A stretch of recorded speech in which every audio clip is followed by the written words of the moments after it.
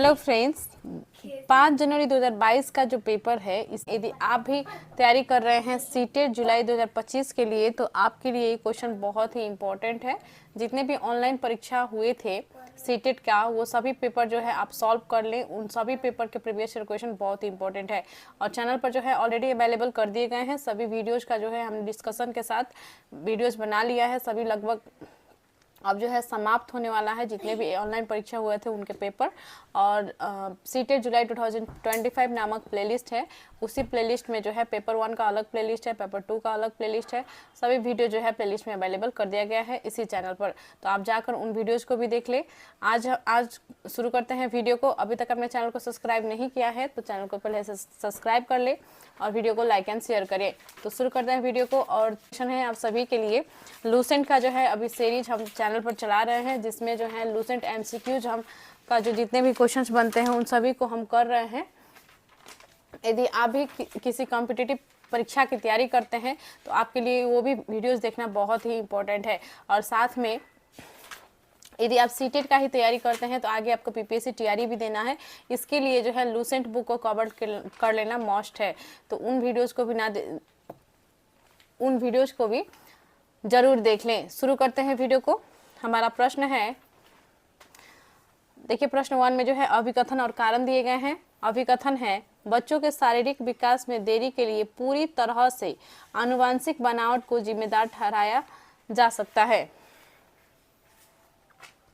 तो देखिए बच्चों के शारीरिक विकास में देरी के लिए पूरी तरह से आनुवंशिक बनावट को जिम्मेदार जो है नहीं ठहराया जा सकता है, क्योंकि ये जो है इसका जो है जो परिवेश है बच्चों के विकास में जो है परिवेश का भी बहुत ही महत्वपूर्ण भूमिका होती है। आनुवंशिकता और पर्यावरण दोनों की भूमिका जो है होती है, परस्पर भूमिका होती है बच्चों के शारीरिक विकास में।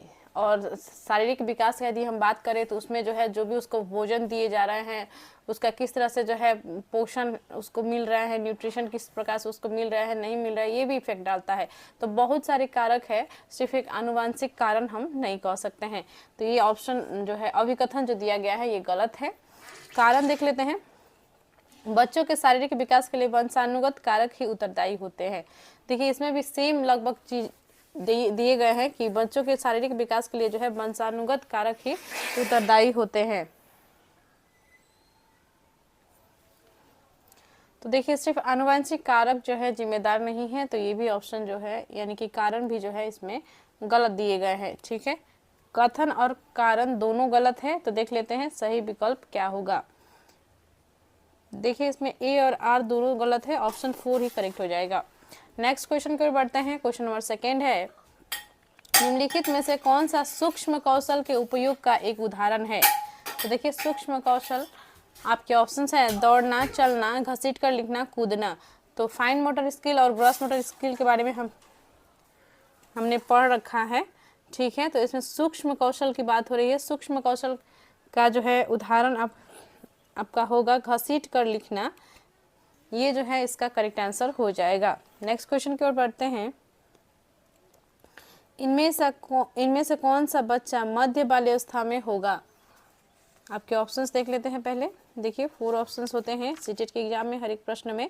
और एक बात और ध्यान रखेंगे कि बहुत ही लंबे लंबे क्वेश्चंस जो है पूछे जाते हैं, तो थोड़ा practice makes man perfect. So practice करें, जितना आप प्रीवियस ईयर क्वेश्चन प्रैक्टिस करेंगे उतना ही आपके क्वेश्चंस जो है आसानी से बन पाएंगे।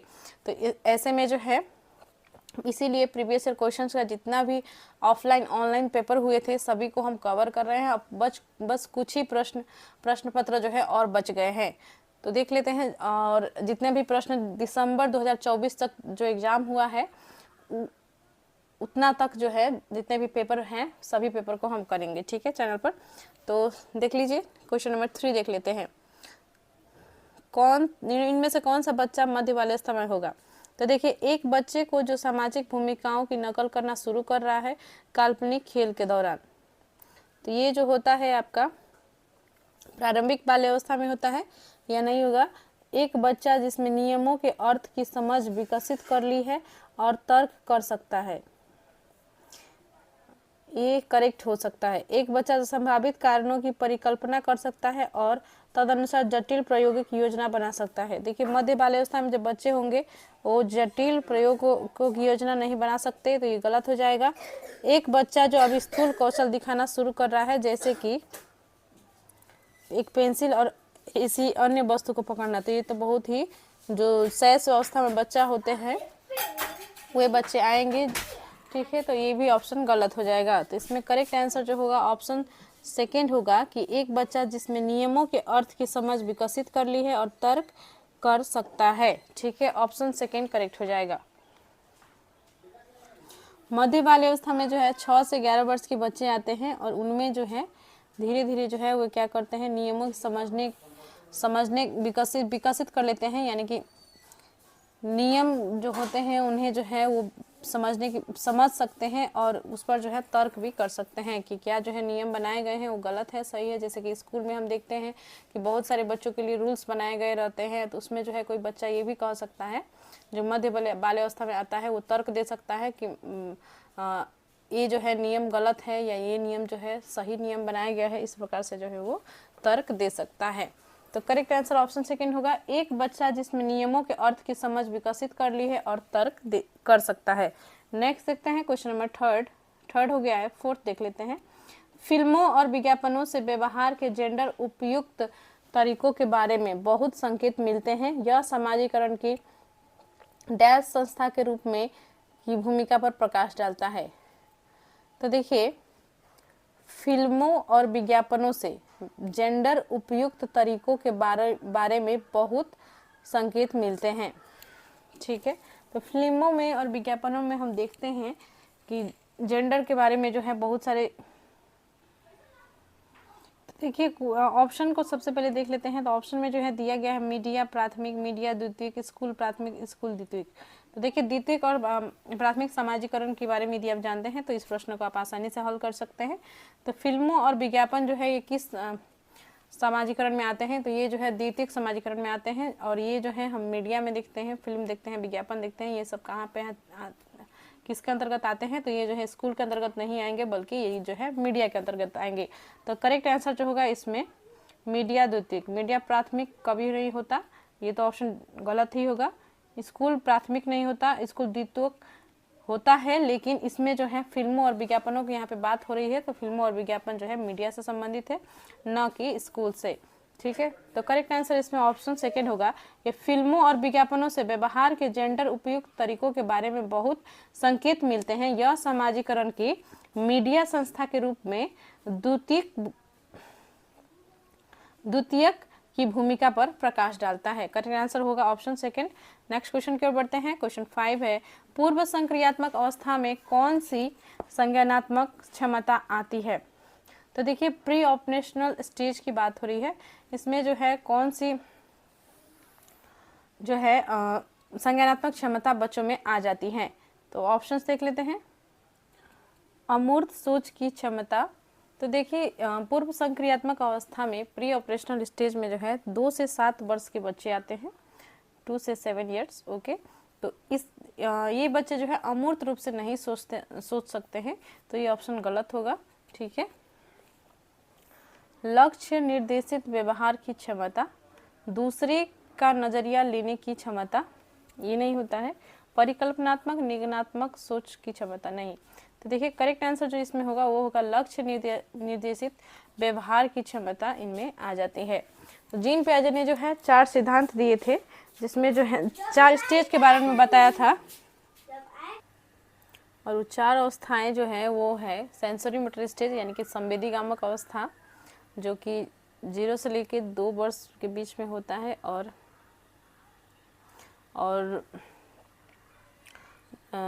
अभी हमने जिसके पढ़ा पूर्व संक्रियात्मक अवस्था यानी कि प्री ऑपरेशनल स्टेज, ये जो है 2 से 7 वर्ष के बच्चों इसमें आते हैं। और उसी प्रकार से है तीसरा अवस्था है वो है मूर्त संक्रियात्मक अवस्था कॉन्क्रीट ऑपरेशनल स्टेज, जिसमें 7 से 11 वर्ष के बच्चे आते हैं।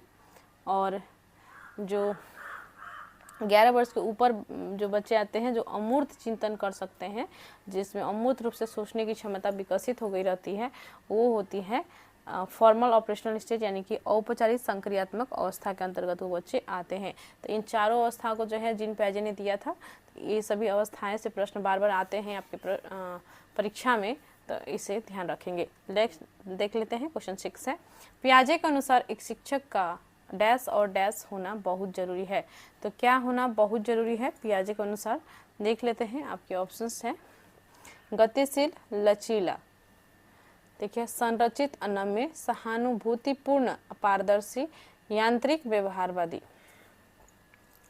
तो देखिए इसमें जो है करेक्ट आंसर आपका हो जाएगा ऑप्शन 1, गतिशील और लचीला होना बहुत ज़रूरी है। क्योंकि एक शिक्षक जो है यदि कड़ा अनुशासन में बच्चों को रखना चाहता है, लचीलापन उसमें नहीं है, तो ये जो है वो एक अच्छा शिक्षक का गुण नहीं है। क्योंकि बच्चे जो है खुद से बाल केंद्रित शिक्षा की बात होती है, और जिसमें जो है बच्चे खुद से कुछ करके सीख रहे होते हैं, वहाँ पे शिक्षक का रोल यही होता है कि बस उन्हें बता देना कि आज ये एक्टिविटी तुम लोग करोगे। और शिक्षक नहीं कुछ करता है, बल्कि बच्चे खुद से करते हैं, बच्चे खुद प्रश्न को पढ़ रहे हैं, बच्चे खुद सीख रहे हैं, एक दूसरे से इंटरेक्ट करके सीख रहे होते हैं। तो ऐसे में जो है बच्चे थोड़ा अनुशासन को की जो है हो सकता है इसमें कमी भी आए। तो ऐसे में शिक्षक यदि जो है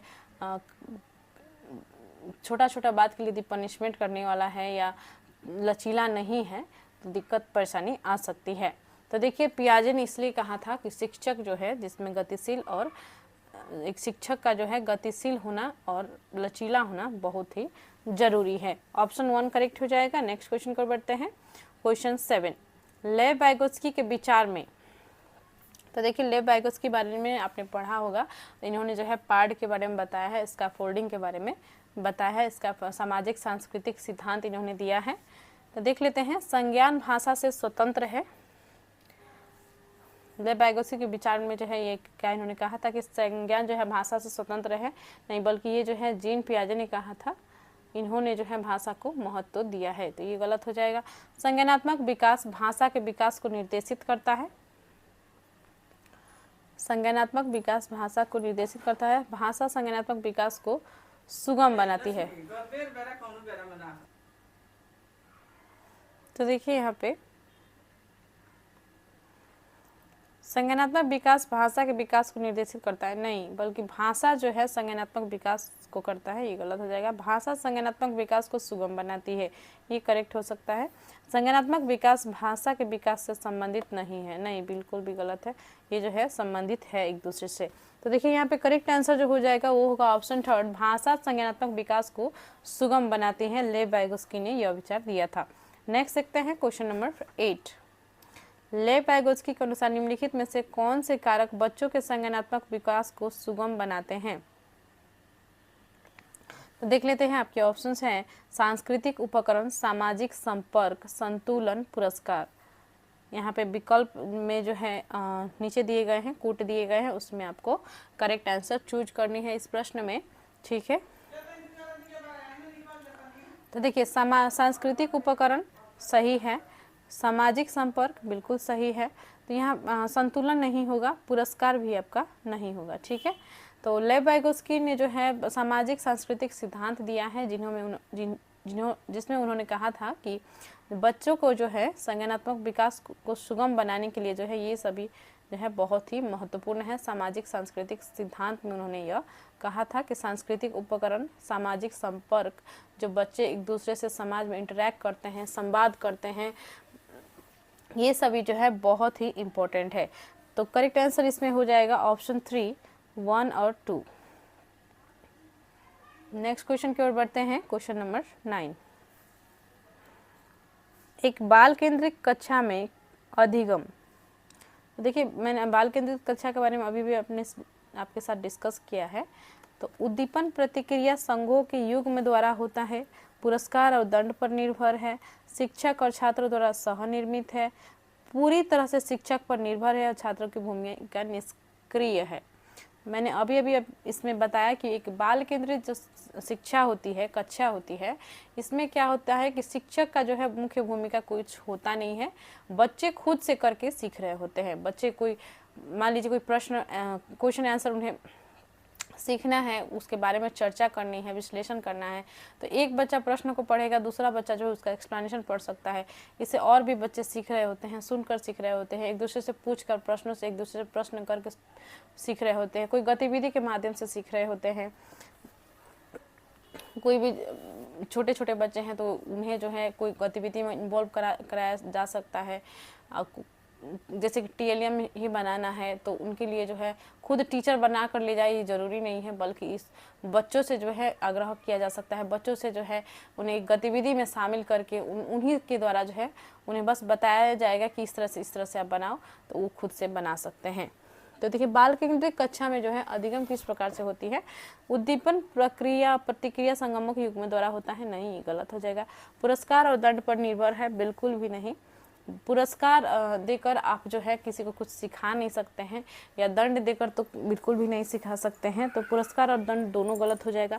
शिक्षक और छात्र का सह निर्मित, बिल्कुल सही। पूरी तरह से शिक्षक पर निर्भर है, छात्रों की भूमिका निष्क्रिय है। मैंने बताया छात्र जो है इसमें अधिक सक्रिय होते हैं, ना कि निष्क्रिय होते हैं। और शिक्षक जो है इसमें जो है इनका मुख्य भूमिका नहीं होता है, इनका जो है पूरी तरह से जो है ये शिक्षक पर निर्भर नहीं होती है। तो ये भी ऑप्शन गलत हो जाएगा।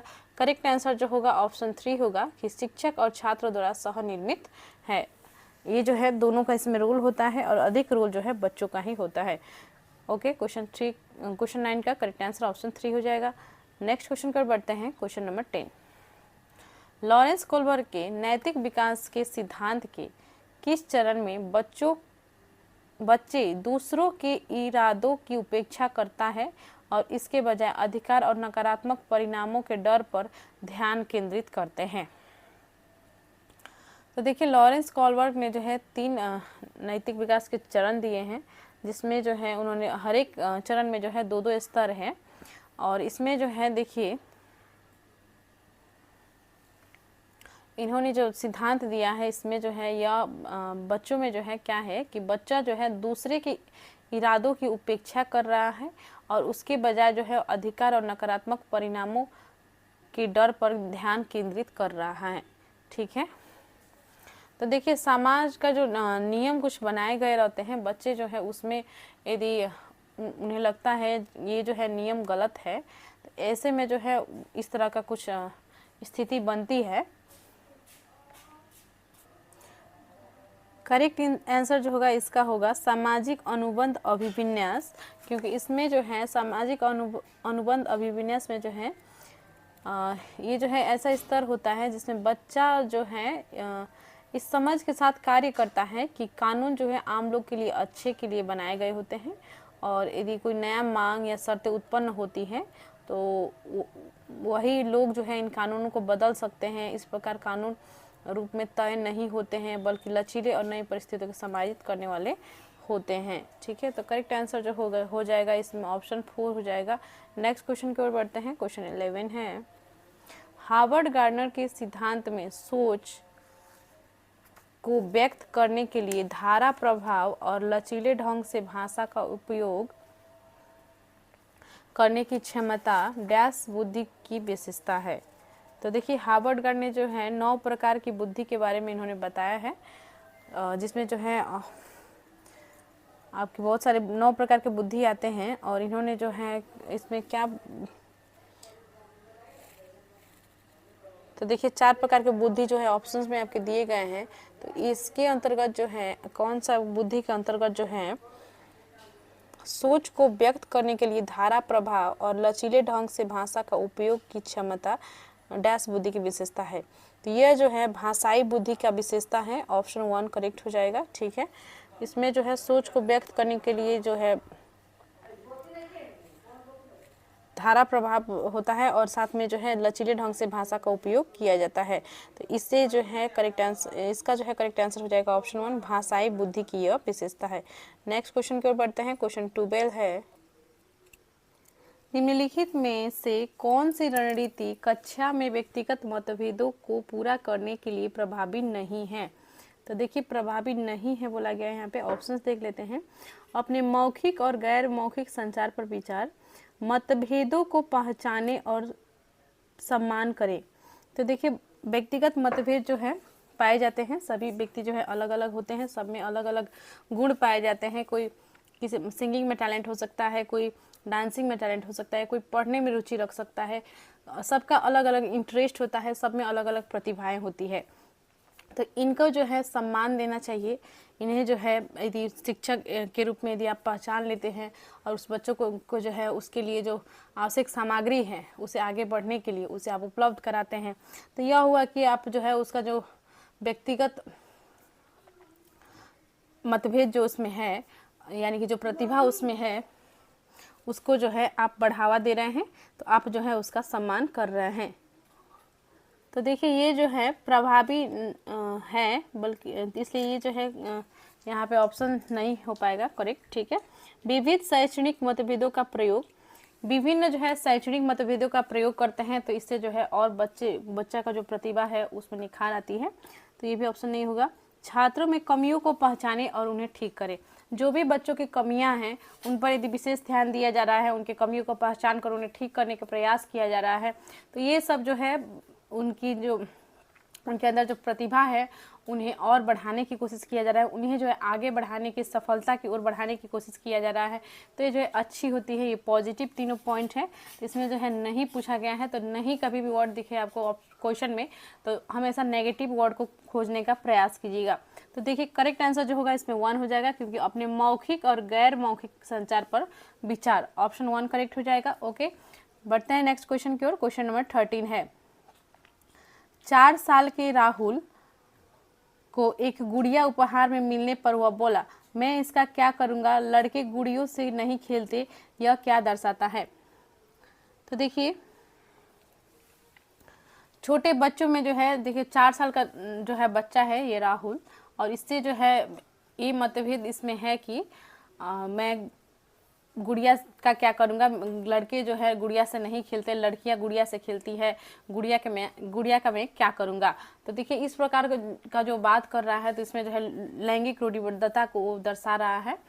इसमें जो है लैंगिक रूढ़िबद्धता वो दर्शा रहा है। समाज में जो भी चीज़ें दिखती हैं, बच्चे जो है धीरे धीरे सीखते जाते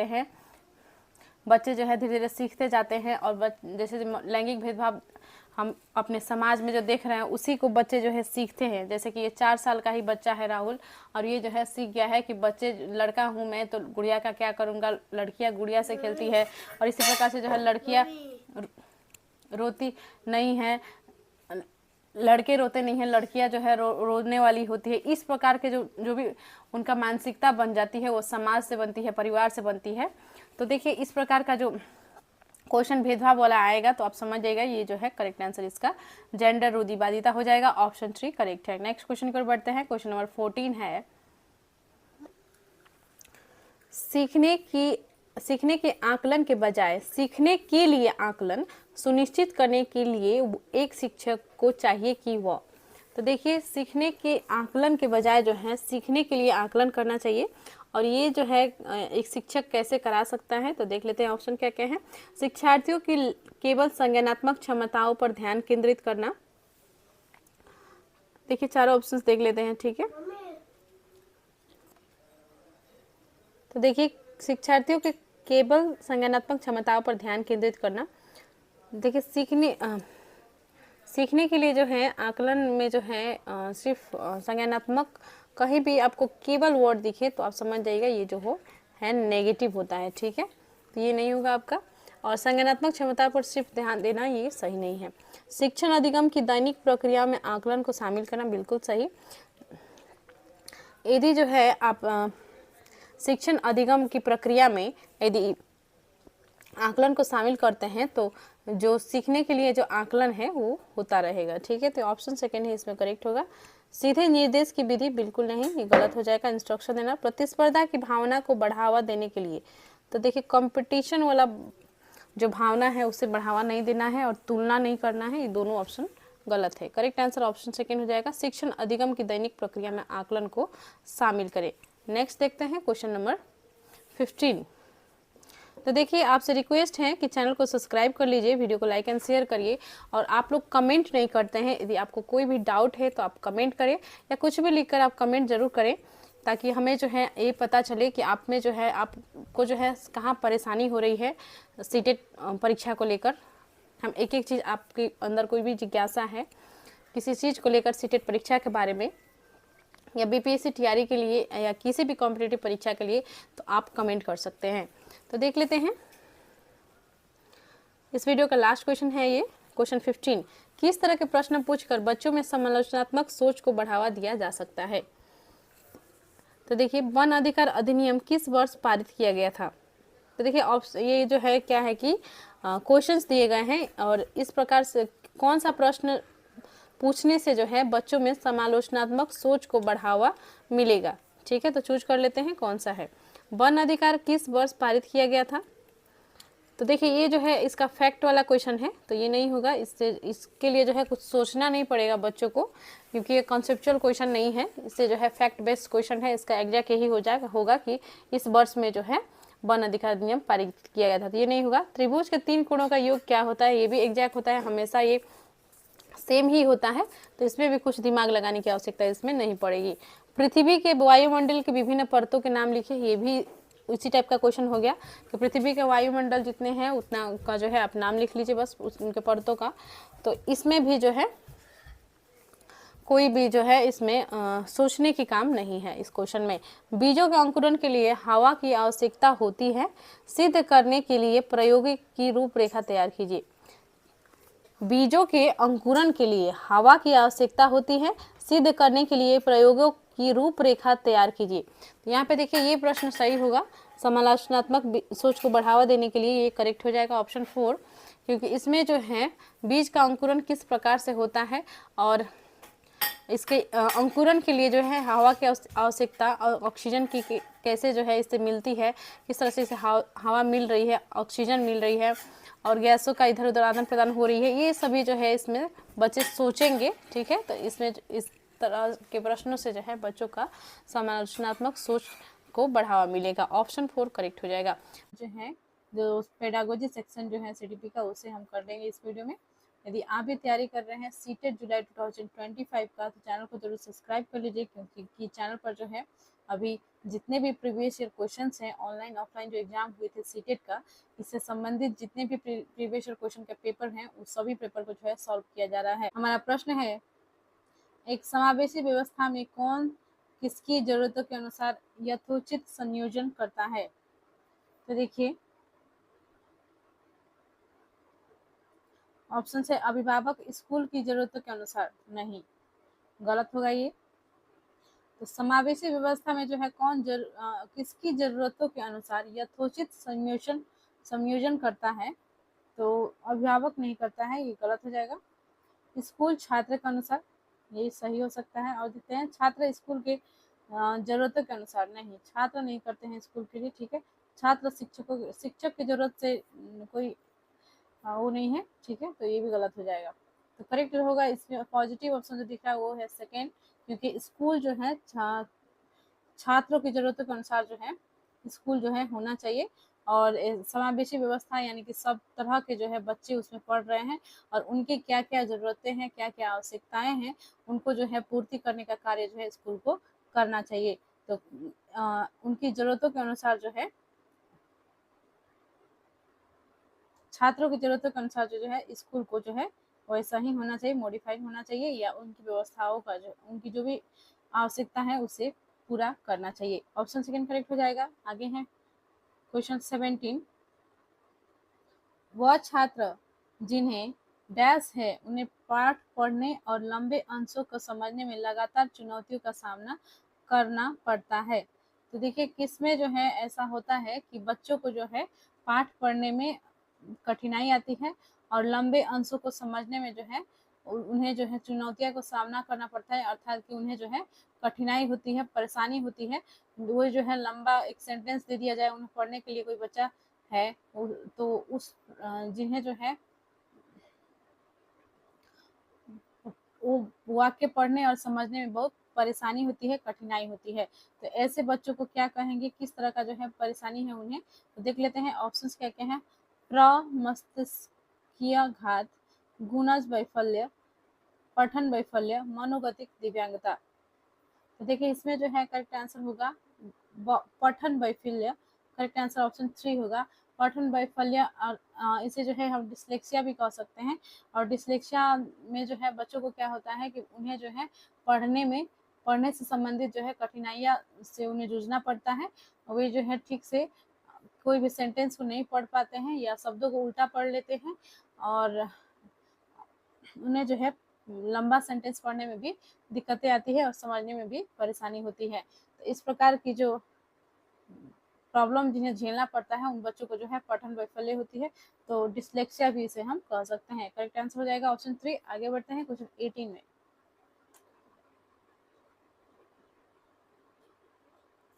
सुविधाहीन और वंचित समूहों के शिक्षार्थियों को संबोधित करने के लिए शिक्षक का क्या करना चाहिए, यानी शिक्षक को होगा यहाँ पे, शिक्षक को क्या करना चाहिए। ठीक है, तो सुविधाहीन और वंचित समूह के शिक्षार्थियों को संबोधित करने के लिए एक शिक्षक को क्या करना चाहिए।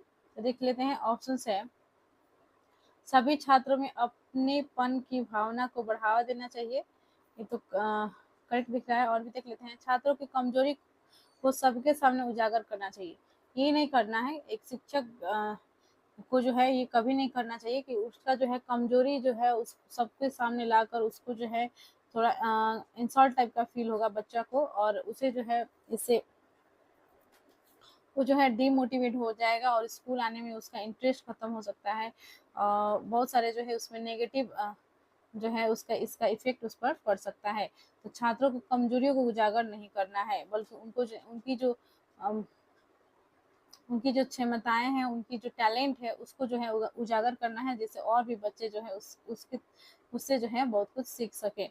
जो खास करके इसमें बात किया गया है सुविधाहीन और वंचित समूह के शिक्षार्थियों की।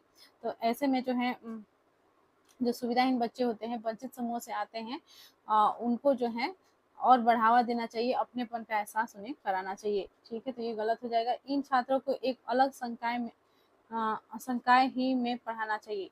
नहीं, ये भी गलत हो जाएगा। इनको जो है सभी छात्रों के साथ बैठा कर जो है इन्हें पढ़ाना चाहिए। सभी छात्रों के साथ इन्हें जो है घुल मिलने का अवसर प्रदान किया जाना चाहिए, और साथ में जो है अनेक गतिविधियां कराई जानी चाहिए जिनमें जो है ये बच्चे भी इन्वॉल्व हो और उन्हें भी जो है विद्यालय आने में और इंटरेस्ट जगे।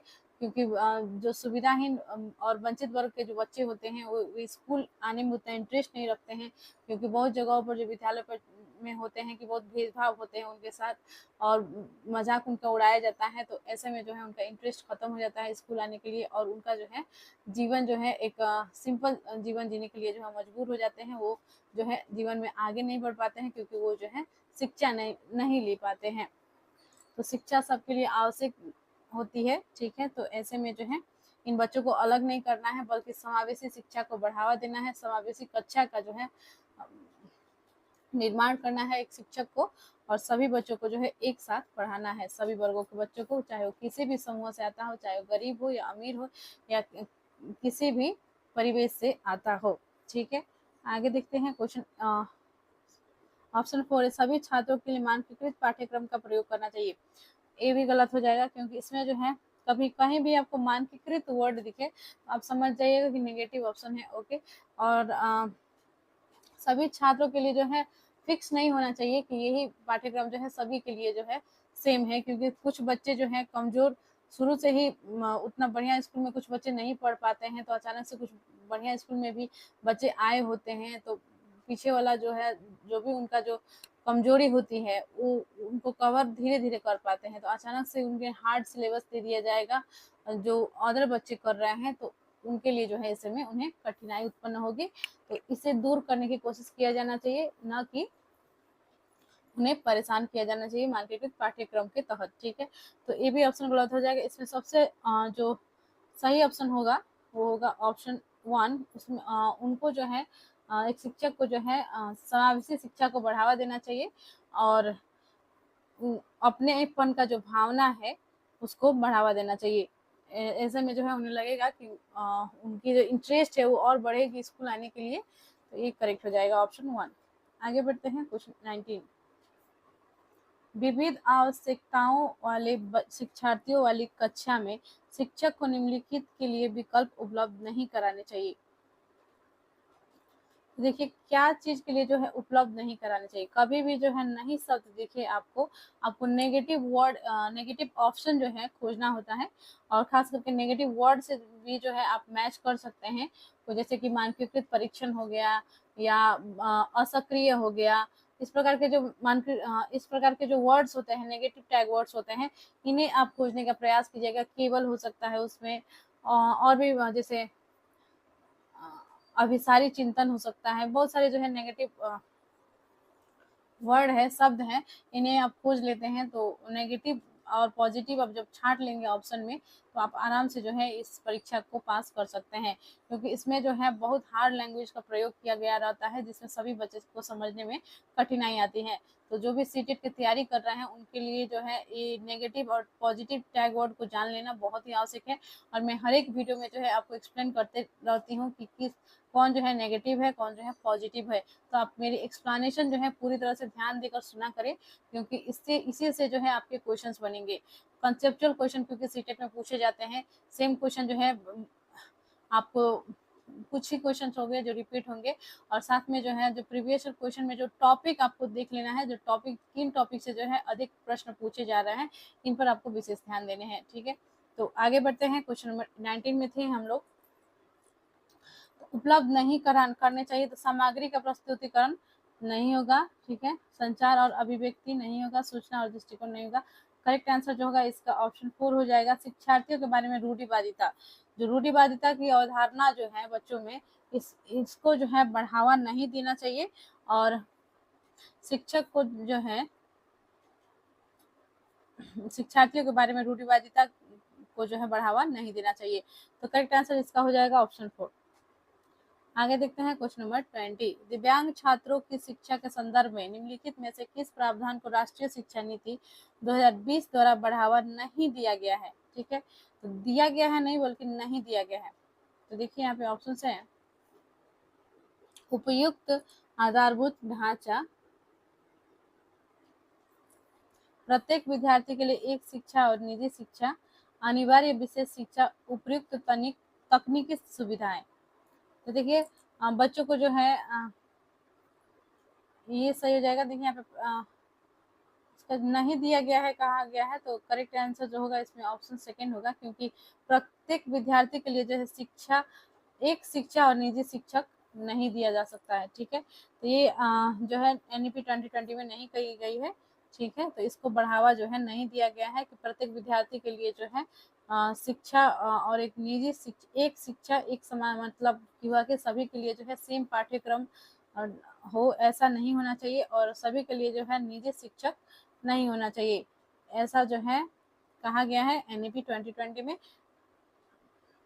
नेशनल एजुकेशन पॉलिसी 2020 में। ठीक है, तो इसमें जो है कहा गया है कि अनिवार्य विशेष शिक्षा दिया जाना चाहिए, और उपयुक्त तकनीकी सुविधाएं देनी चाहिए, जैसे कि लैपटॉप हो गया, या डिजिटल बोर्ड हो गया, या फिर से जो टीवी वगैरह जो स्कूल में प्रोवाइड किए जाते हैं बच्चों को वीडियोस दिखाने के लिए, ये सब हो गया। ठीक है, एलईडी, ये सब जो है जो भी टेक्निकल चीज़ें हैं बच्चों की आवश्यकता है, कंप्यूटर हो गया, तो ये चीज़ें जो है उपलब्ध कराई जानी चाहिए। ठीक है, और विशेष शिक्षा दिया जाना चाहिए, और प्रत्येक विद्यार्थी के लिए एक शिक्षा और निजी शिक्षक जो है नहीं दिया जाना चाहिए। तो ये हो जाएगा आपका इसमें करेक्ट, क्योंकि नहीं पूछा गया है।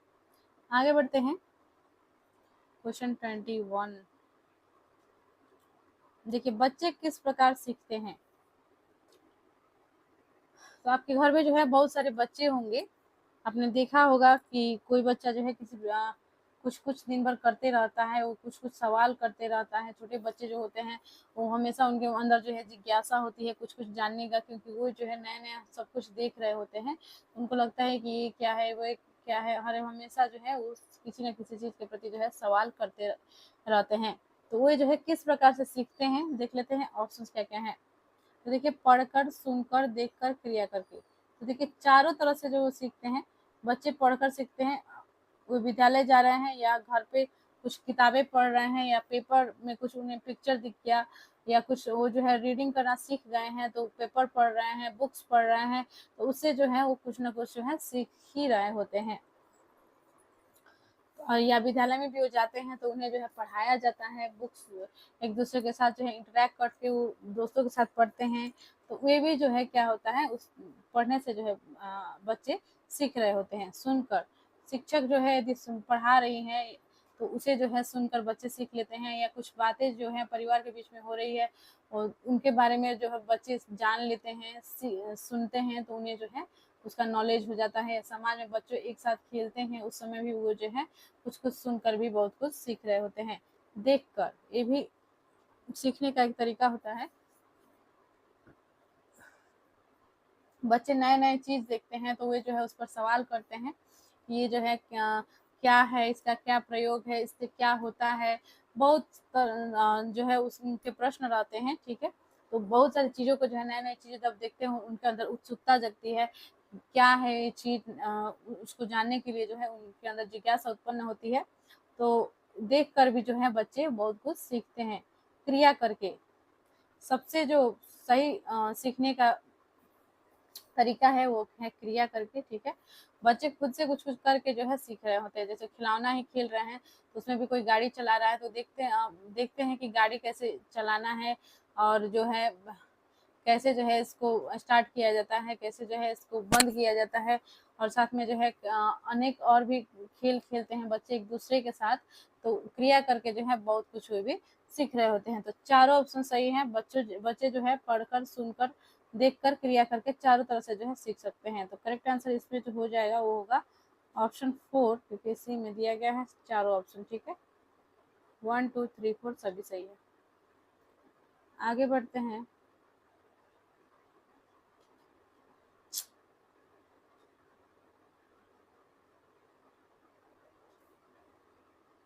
क्वेश्चन नंबर 22 है।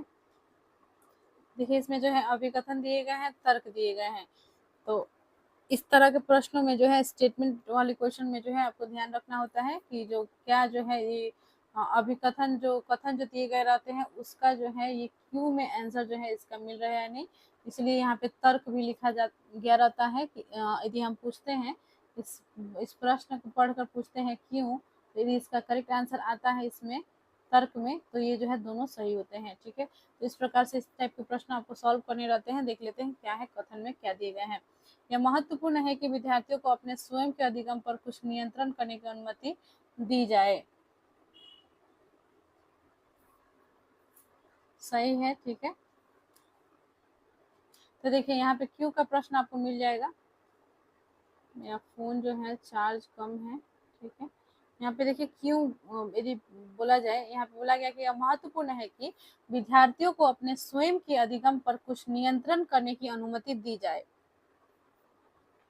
तो क्यों यदि हम पूछते हैं तो अपने अधिगम पर नियंत्रण रखने से विद्यार्थियों को यह निर्णय लेने में मदद मिलती है कि क्या सीखना है और कैसे। ठीक है, तो ये होता है इसका जो है जो अभिकथन दिया गया है वो सही है, और तर्क भी जो दिया गया है इसका वो भी सही है।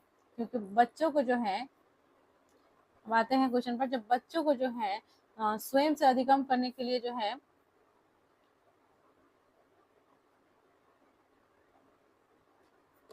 ठीक है दिया जाता है तो बच्चे जो है ठीक से सोच पाते हैं कि क्या सीखना है, कैसे सीखना है, उन्हें जो है ये निर्णय लेने में मदद मिलती है। तो करेक्ट आंसर हो जाएगा इसमें दोनों सही है। ठीक है, और आर जो है एक का सही व्याख्या करता है। ऑप्शन 1 करेक्ट हो जाएगा। आगे बढ़ते हैं। क्वेश्चन 23 है, एक शिक्षक को उन गतिविधियों को बढ़ावा देना चाहिए जो डैश हो। तो देखिए किस प्रकार के जो है गतिविधियों को जो है शिक्षक को बढ़ावा देना चाहिए। तो देखिए अस्पष्ट नहीं होगा, या अस्पष्ट जो है गतिविधियों को जो है बढ़ावा देना चाहिए नहीं। सांस्कृतिक रूप से उपयुक्त सही हो सकता है। अत्यंत जटिल नहीं, अत्यंत जटिल नहीं, अर्थहीन तो किसी काम का ही नहीं होगा, अर्थहीन देंगे तो। सांस्कृतिक रूप से उपयुक्त गतिविधियों को जो है बढ़ावा देना चाहिए एक शिक्षक को। तो करेक्ट आंसर इसमें हो जाएगा ऑप्शन 2। बच्चे को जो है अलग अलग कल्चर फॉलो कर अलग अलग कल्चर से जो है बच्चे आते हैं, जिनका जो है अलग अलग वे पर्व त्योहार मनाते हैं, अलग अलग प्रकार के जो उनकी नृत्य होती है। ये सब को जो सांस्कृतिक जो विविधता है इसे जो है शिक्षक को बढ़ावा देना चाहिए। और इन्हें जो इसमें जो है गतिविधियों को जो है किस प्रकार से बढ़ावा दिया जाना चाहिए इसमें कहा गया है। तो ये जो है सांस्कृतिक रूप से उपयुक्त है, उन गतिविधियों को जो है बढ़ावा देना चाहिए। आगे देखते हैं क्वेश्चन 24। एक शिक्षक को जो ऐसी गतिविधियों की रूपरेखा तैयार करनी चाहिए जो डैश को बढ़ावा दे। तो देखिए ऑप्शंस है,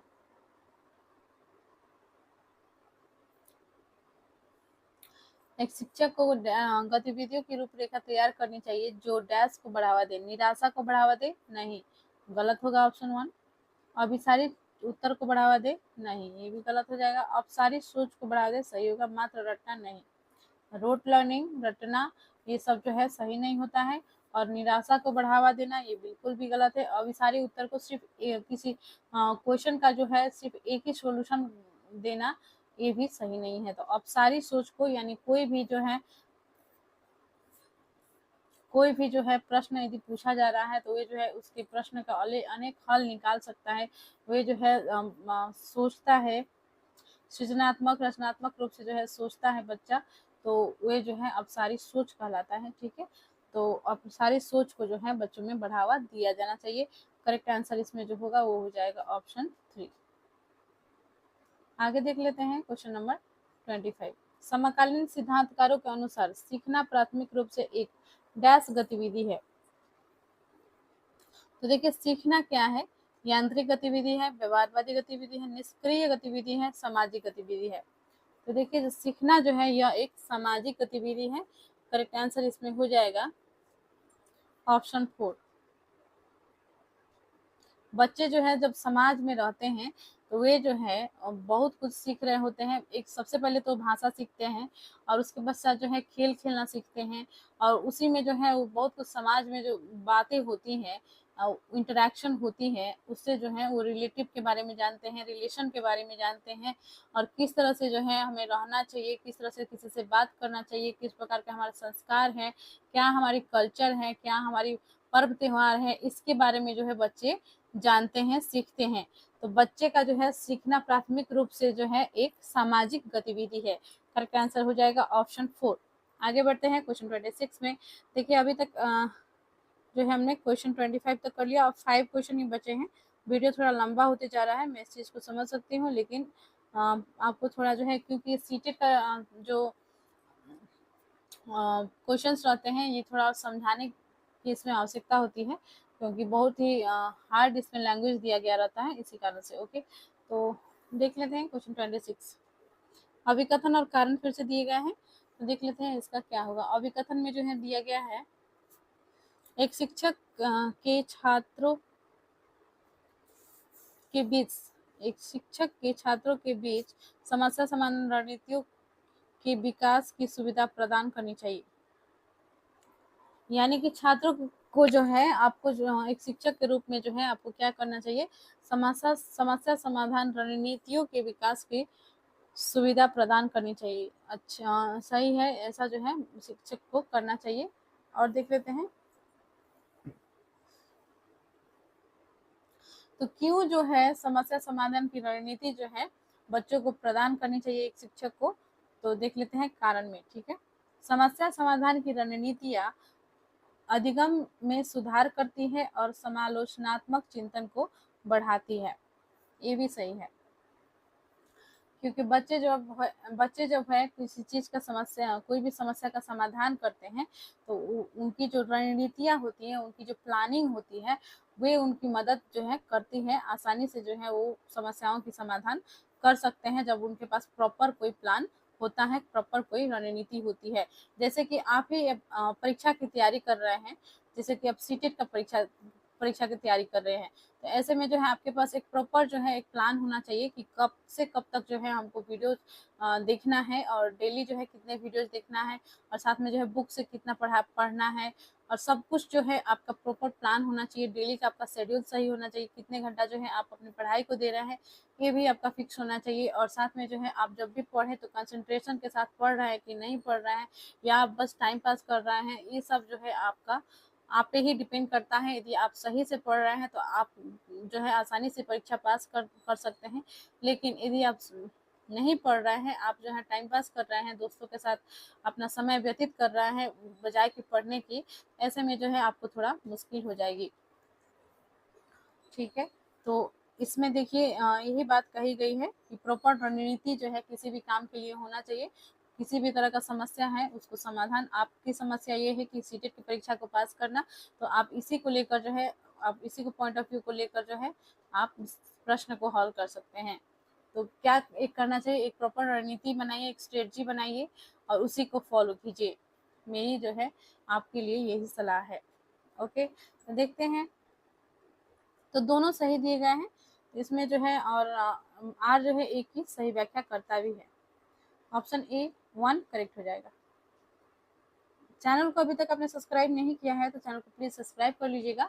और साथ में यदि सिर्फ सीटेट से ही जो है हम टीचर नहीं बन सकते हैं, क्योंकि अब जो है बीपीएससी टीआरई एग्जाम पास करना कंपलसरी हो गया है। तो ऐसे में जो है हम आपके लिए लूसेंट बुक को जो है एक सीरीज चल रही है चैनल पर, जिसमें जो है हम सभी सब्जेक्ट का जो कि बीपीएससी परीक्षा में पूछे जाते हैं, बीपीएससी टीचर एग्जाम में, उसमें जो है सभी सब्जेक्ट आपकी आ जाती है, जिसमें हिस्ट्री, पॉलिटी, इकोनॉमिक्स, जियोग्राफी और साइंस, इससे समझ मैथ भी आती है, लेकिन मैथ का जो है हम नहीं करा रहे हैं। लेकिन और जितने भी बच्चे बाकी जीएस के सब्जेक्ट हैं, सामान्य ज्ञान के जितने भी सब्जेक्ट हैं जीएस के, उससे संबंधित जो है सभी सब्जेक्ट को जो है हम ऑब्जेक्टिव का रिवीजन करवा रहे हैं। तो यदि आप भी तैयारी कर रहा है बीपीएससी टीआरई का, यदि नहीं भी कर रहे हैं तो जहां तक मुझे लगता है आपको शुरू कर देनी चाहिए, क्योंकि बीपीएससी टीआरई का सिलेबस बहुत वास्ट है। और अचानक से आप चाहेंगे कि मेरा सीटेट हो गया, 1-2 महीना में मैं पढ़कर जो है बीपीएससी टीआरई निकाल लूंगा या निकाल लूंगी, तो आप जो है गलत है, क्योंकि इतना जल्दी जो है आप उसका प्रिपरेशन नहीं कर पाएंगे, क्योंकि उसका सिलेबस बहुत है और इतने सारे सब्जेक्ट को पढ़ना आसान नहीं होता। इसलिए अभी से जो है आपको तैयारी शुरू कर देनी चाहिए। और लूसेंट का जो रिवीजन चल रहा है, लूसेंट फॉर ऑल एग्जाम नामक प्लेलिस्ट इसी चैनल पर हमने बना दिया है, आप जाकर उसे भी देख लें, ताकि जो कि आपकी परीक्षा के दृष्टिकोण से बहुत ही इंपॉर्टेंट होगा यूपीएससी टीआरई एग्जाम के लिए। यदि आप किसी अदर एग्जाम की भी तैयारी कर रहे हैं, आप एसएससी का हो सकता है, क्योंकि सभी बच्चे करते ही हैं और भी एग्जाम्स की, तो यदि आप भी कर रहे हैं तो किसी भी परीक्षा की आप तैयारी कर रहे हो, स्टेट पीसीएस का, यूपीएससी का, एसएससी का, बिहार पुलिस का, कांस्टेबल का, या रेलवे का, या कोई भी एग्जाम हो, उसके लिए जो है बुक बहुत इंपॉर्टेंट है, क्योंकि इसमें जो है सभी का जो है प्रीवियस ईयर क्वेश्चन दिया गया है, और साथ में जो है सभी एग्जामों का प्रीवियस ईयर क्वेश्चन भी है, और साथ में और भी एक्स्ट्रा क्वेश्चन जो है ऐड किए गए हैं, जो कि वीवीआई क्वेश्चन है। तो आप जरूर देख लें, लूसेंट फॉर ऑल एग्जाम नामक प्लेलिस्ट है। आगे बढ़ते हैं, आते हैं क्वेश्चन पर। क्वेश्चन नंबर 27 है, छात्रों के बीच भ्रांतियां को डैश महत्वपूर्ण है। तो क्या महत्वपूर्ण है, छात्रों के बीच जो है भ्रांतियां होती है, तो इसे जो है क्या करना जरूरी है, क्या निर्मित करना जरूरी है, नहीं। पहचानना जरूरी है, बिल्कुल सही। अनदेखा करना नहीं, प्रचारित करना नहीं। पहचानना जो है बहुत जरूरी है, तभी जाकर जो है बच्चों में क्या दिक्कतें हैं वो आप समझ सकते हैं। ठीक है, नेक्स्ट है क्वेश्चन 28, छात्रों में भय का भाव डैश। तो भय का भाव जो है अधिगम को काफी सुधार करता है। क्या बच्चे जब डरे हुए रहते हैं तो क्या उनका जो है लर्निंग का जो प्रोसेस है वो उसमें और सुधार आती है? बिल्कुल भी नहीं, ये गलत हो जाएगा। और देखिए, अधिगम के लिए हानिकारक है क्या बच्चे, बिल्कुल सही, अधिगम के लिए जो है ये हानिकारक है। बच्चे जब डरा हुआ रहता है तो वो जो है सीख नहीं पाता है, सिंपल सी बात है। तो ये सही हो जाएगा। अधिगम के लिए आवश्यक है क्या बच्चों को डरना अधिगम के लिए आवश्यक है? बिल्कुल नहीं। देखिए, ऐसा जो है साफ मना किया गया है कि बच्चों को जो है डांटना, पीटना, डराना, ये सब बिल्कुल भी गलत बातें होती है। बच्चों को जो है खुश रख के आप जितना अच्छे से पढ़ा सकते हैं वो जो है सबसे अच्छी तरीका होते हैं बच्चों को पढ़ाने के लिए। उनको जो है एक्टिविटी कराइए, उनको टीएलएम के द्वारा पढ़ाइए, उन्हें जो है विभिन्न गतिविधियां कराइए, खेलने के साथ उन्हें पढ़ाइए, तो वे जो है आसानी से सीख सकते हैं, ना कि उन्हें डरा कर। ठीक है, अधिगम पर कोई प्रभाव नहीं डालता है, इसका नेगेटिव प्रभाव जो है अधिगम पर पड़ता है, लर्निंग पर जो है बच्चों का पड़ता है, इसका बुरा प्रभाव पड़ता है। तो ये भी ऑप्शन गलत है, ये सभी गलत है। ऑप्शन सेकेंड इसमें सही हो जाएगा। ये जो है भय जो है बच्चों का, ये अधिगम के लिए हानिकारक है। आगे बढ़ते हैं क्वेश्चन 29 पे। निम्नलिखित में से कौन सा विकल्प छात्रों को महारत हासिल करने हेतु सीखने के लिए प्रेरित करेगा?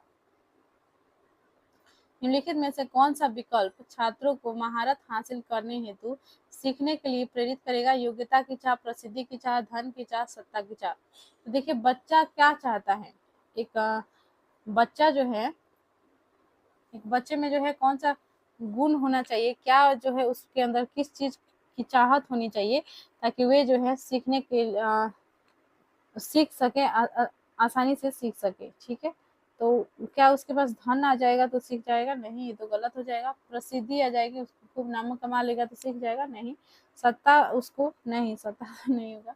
यहाँ पे देखिए करेक्ट जो होगा वो हो जाएगा योग्यता की चाह। ठीक है, सिंपल सिंपल प्रश्न होते हैं कुछ, तो आप इन पर भी ध्यान देंगे, थोड़ा सा आप वर्ड्स को भी समझने के प्रयास करें। और जिनको इंग्लिश आती है, इंग्लिश और हिंदी दोनों में क्वेश्चन पेपर होती है सीटेट का, तो आप जिनको जो है इंग्लिश समझ में आती है वे क्या करें कि एग्जाम के दौरान इंग्लिश के साइड को भी, क्वेश्चन को भी देख ले ताकि आप जो है आसानी से एग्जाम का आंसर, एग्जाम में जो है आप क्वेश्चन को समझ पाइएगा। ठीक है, देखते हैं लास्ट क्वेश्चन इस वीडियो का।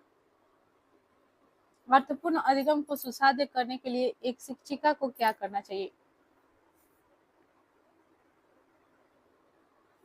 देखिए ऑप्शंस क्या क्या हैं।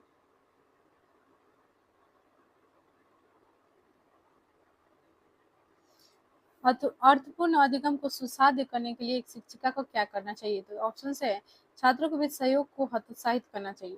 तो ये हतोत्साहित नहीं करना है बल्कि उनके बीच में जो है सहयोग भावना को प्रोत्साहित करना है और जो है बढ़ावा देना है। तो हतोत्साहित नहीं करना है, गलत हो जाएगा। छात्रों के बीच प्रतिस्पर्धा को प्रोत्साहित करना चाहिए, नहीं, प्रतिस्पर्धा कंपटीशन को और बढ़ावा नहीं देना है बल्कि बच्चों में जो है प्रेम भावना की बढ़ावा देना है, सहयोग करने की भावना को जो है, सहयोगात्मक भावना को जो है बढ़ावा देना चाहिए। विषय वस्तु को रटने पर बढ़ावा देना चाहिए, रटने पर बिल्कुल भी बढ़ावा नहीं देना है, तो बिल्कुल गलत हो जाएगा। संप्रदायों की समझ को महत्व देना चाहिए, बिल्कुल सही। समझ कर जो है पढ़ने पर जो है जोर देना चाहिए एक शिक्षक को। संप्रदायों की समझ को महत्व देना चाहिए, ऑप्शन 4 करेक्ट हो जाएगा। आज हम ईवीएस के क्वेश्चन करने वाले हैं और ईवीएस का जो है क्वेश्चन 61 से स्टार्ट होती है आपके क्वेश्चन पेपर में, 61 से लेकर जो है हमारा प्रश्न है, तरुण भारत संघ एक ऐसी संस्था है जो जल के संरक्षण के लिए कार्य करती है। इस संस्थान के प्रधान निम्न में से एक सही विकल्प का चुनाव कीजिए। तो देखिए जो तरुण भारत संघ है यह राजस्थान का एक संघ है। इस संघ के द्वारा जो है राजस्थान में, आप भी जानते हैं यह जो है एक मरुभूमि है, तो यहाँ पर जो है पानी की बहुत कमी पाई जाती है, मरुस्थल है जहाँ पे पानी की बहुत कमी है। तो इसके लिए जो है इस संघ जो है यह कार्य करती है कि यहाँ के लोगों के लिए जो है पीने योग्य पानी उपलब्ध कराने की जो है कार्य करती है।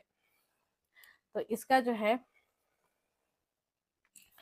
प्रधान जो है कौन थे? तो यह प्रधान जो थे वो थे राजेंद्र सिंह। करेक्ट आंसर हो जाएगा ऑप्शन 3। ठीक है, मेधा पाटकर नहीं होगा, सुंदरलाल बहुगुणा नहीं होगा, पीसी जोशी भी नहीं होगा। आगे बढ़ते हैं। सुंदरलाल बहुगुणा को याद रखेंगे, ये जो है चिपको आंदोलन से जुड़े हुए हैं, इससे संबंधित प्रश्न सीटेट में पूछे जाते हैं। नेक्स्ट है क्वेश्चन नंबर 62। भूमिगत जल के स्तर की क्षीणता का मुख्य कारण क्या है? सही उत्तर का चुनाव कीजिए। तो देखिए भूमिगत जल जैसे कि नदियां हैं, कुएं हैं, ये सब में जो है, तालाब है, ये सब में जो है इसका जल का स्तर जो है कम हो रही है। क्षीणता यानी कि जल के स्तर जो है कम हो रही है, इसका वाटर लेवल जो है कम होते जा रही है। तो इसके पीछे क्या कारण है आपको बतानी है। आपके ऑप्शंस है वर्षा का कम होना, वृक्षों का आवरण कम होना, सिंचाई हेतु ट्यूबवेल तथा हाथ के पंपों का उपयोग होना, नदियों का रुख बदल रहा है तथा बांध बनाए जा रहे हैं। देखिए इसका जो है करेक्ट आंसर इसमें हो जाएगा सिंचाई हेतु ट्यूबवेल तथा हाथ के पंपों का उपयोग होना। जो सिंचाई के लिए जो है पानी का प्रयोग किया जाता है उससे जो है भूमिगत जल का स्तर जो है कम हो जाती है। करेक्ट आंसर होगा ऑप्शन 3। आगे बढ़ते हैं, क्वेश्चन नंबर 63 पे आते हैं। कई स्थानों पर अम्ल वर्षा जलीय विविधता को प्रभावित कर रही है। अम्ल वर्षा निम्न में से किन प्रमुख रसायनों के कारण होती है? तो देखिए अम्ल वर्षा के बारे में आप यदि जानते हैं होंगे, एसिड रेन जिसे हम कहते हैं इंग्लिश में। अम्ल वर्षा में जो है बहुत सारे हार्मफुल जो है इसमें पानी के साथ मिलकर जो है क्या होते हैं कि गैसेस जो है गैसेस नहीं बल्कि केमिकल्स जो है पानी के साथ मिलकर आते हैं, जो कि इमारतें और विभिन्न जो जगह पर जब ये बारिश पड़ते हैं, इस तरह की वर्षा जो होती है, अम्ल वर्षा, तो इससे जो है उसका पेंट खराब हो जाता है, या फिर जो है ये जो है नुकसानदायक होती है। जैसे कि आप एग्जाम्पल के रूप में ले सकते हैं ताजमहल की। ताजमहल का जो है रंग फीका पड़ते जा रहा है, उसका जो है कलर डैमेज हो रहा है धीरे धीरे, तो इसके पीछे कारण जो है एक अम्ल वर्षा भी है। एसिड के कारण भी जो है ऐसा हो रहा है। तो देखिए कौन कौन से प्रमुख इसका रसायन होते हैं, कौन कौन से प्रमुख केमिकल इसमें जो है पाए जाते हैं। तो देख लेते हैं, आपके ऑप्शन है हाइड्रोक्लोरिक अम्ल तथा सल्फ्यूरिक अम्ल, नाइट्रिक अम्ल तथा सल्फ्यूरिक अम्ल, एसिटिक अम्ल तथा सल्फ्यूरिक अम्ल, हाइड्रोक्लोरिक अम्ल तथा नाइट्रिक अम्ल। देखिए इसमें जो है नाइट्रिक अम्ल और सल्फ्यूरिक अम्ल जो है मुख्य रूप से पाए जाते हैं। तो करेक्ट आंसर हो जाएगा ऑप्शन 2। आगे बढ़ते हैं। धरती पर अलवण जल की उपलब्धता बहुत कम है। कुल उपलब्धता अलवण जल की निम्न में से किसमें सर्वाधिक प्रतिशत कुल अलवण की मात्रा है। तो देखिए अलवण जल यानी कि नमक युक्त जल जो है नहीं होगा, यानी कि जिसमें नमक नहीं होगा, मीठा पानी आप कह लीजिए, और जो पीने योग्य पानी होंगे, और जो लवण वाली जो लवण युक्त जो जल होते हैं उसमें वो जो है खारा पानी उसके अंतर्गत आते हैं। तो ठीक है, तो यहाँ पे बोला गया है कि धरती पर अलवण जल की उपलब्धता बहुत कम है। तो 97.5% जो है आपका पृथ्वी पर लवण लवण वाले जल पाए जाते हैं। ठीक है, और जो खारा जल है और अलवण जल का प्रतिशत जो है 2.5% है, और इसमें भी जो है जो पीने योग्य पानी मीठा पानी का जो है प्रतिशत 2.5 है। ठीक है, तो ये जो है बहुत कम पाए जाते हैं पृथ्वी पर। तो कुल उपलब्ध अलवण जल के निम्न में से सर्वाधिक प्रतिशत कुल अलवण की मात्रा है, तो यह हो जाएगा ग्लेशियर हिम नदी। करेक्ट आंसर हो जाएगा ऑप्शन 3। किसमें जो है सर्वाधिक प्रतिशत का अलवण जल पाए जाते हैं, तो ग्लेशियर और हिम नदी में जो है सबसे अधिक मात्रा में अलवण जल पाए जाते हैं। करेक्ट आंसर हो जाएगा ऑप्शन 3। चैनल को अभी तक आपने सब्सक्राइब नहीं किया है, यदि आप पहली बार चैनल को विजिट कर रहे हैं तो चैनल को सब्सक्राइब कर लीजिए। इस चैनल पर जो है सीटेट से संबंधित जितने भी प्रीवियस ईयर क्वेश्चंस पूछे गए हैं, जितने भी अभी तक के पेपर हुए हैं, सभी क्वेश्चंस को सॉल्व किए जा रहे हैं, और लगभग हमने बहुत सारे पेपर को कर लिया है, और आपके एग्जाम से पहले ही जो है सभी जो है क्वेश्चन पेपर हम कंप्लीट करा देंगे, ताकि आपका जो है कोई भी प्रीवियस क्वेश्चन नहीं छूटे, क्योंकि प्रीवियस क्वेश्चन जो है बहुत इंपॉर्टेंट होती है किसी भी एग्जाम के दृष्टिकोण से। तो सीटेट परीक्षा के लिए भी ये बहुत इंपॉर्टेंट है। तो इसी कारण से जो है आपके लिए सभी वीडियोज अवेलेबल किए जा रहे हैं। तो एक भी वीडियो जो है नहीं देखे हैं आपने तो प्लेलिस्ट में जाकर जरूर देख लें। सभी वीडियो जो है इंपॉर्टेंट है, सभी वीडियोज को देख लें। आते हैं क्वेश्चन पर। क्वेश्चन नंबर 65 है, निम्न में से जल के विषय में कौन सा सही नहीं है। तो सही नहीं है पूछा गया है।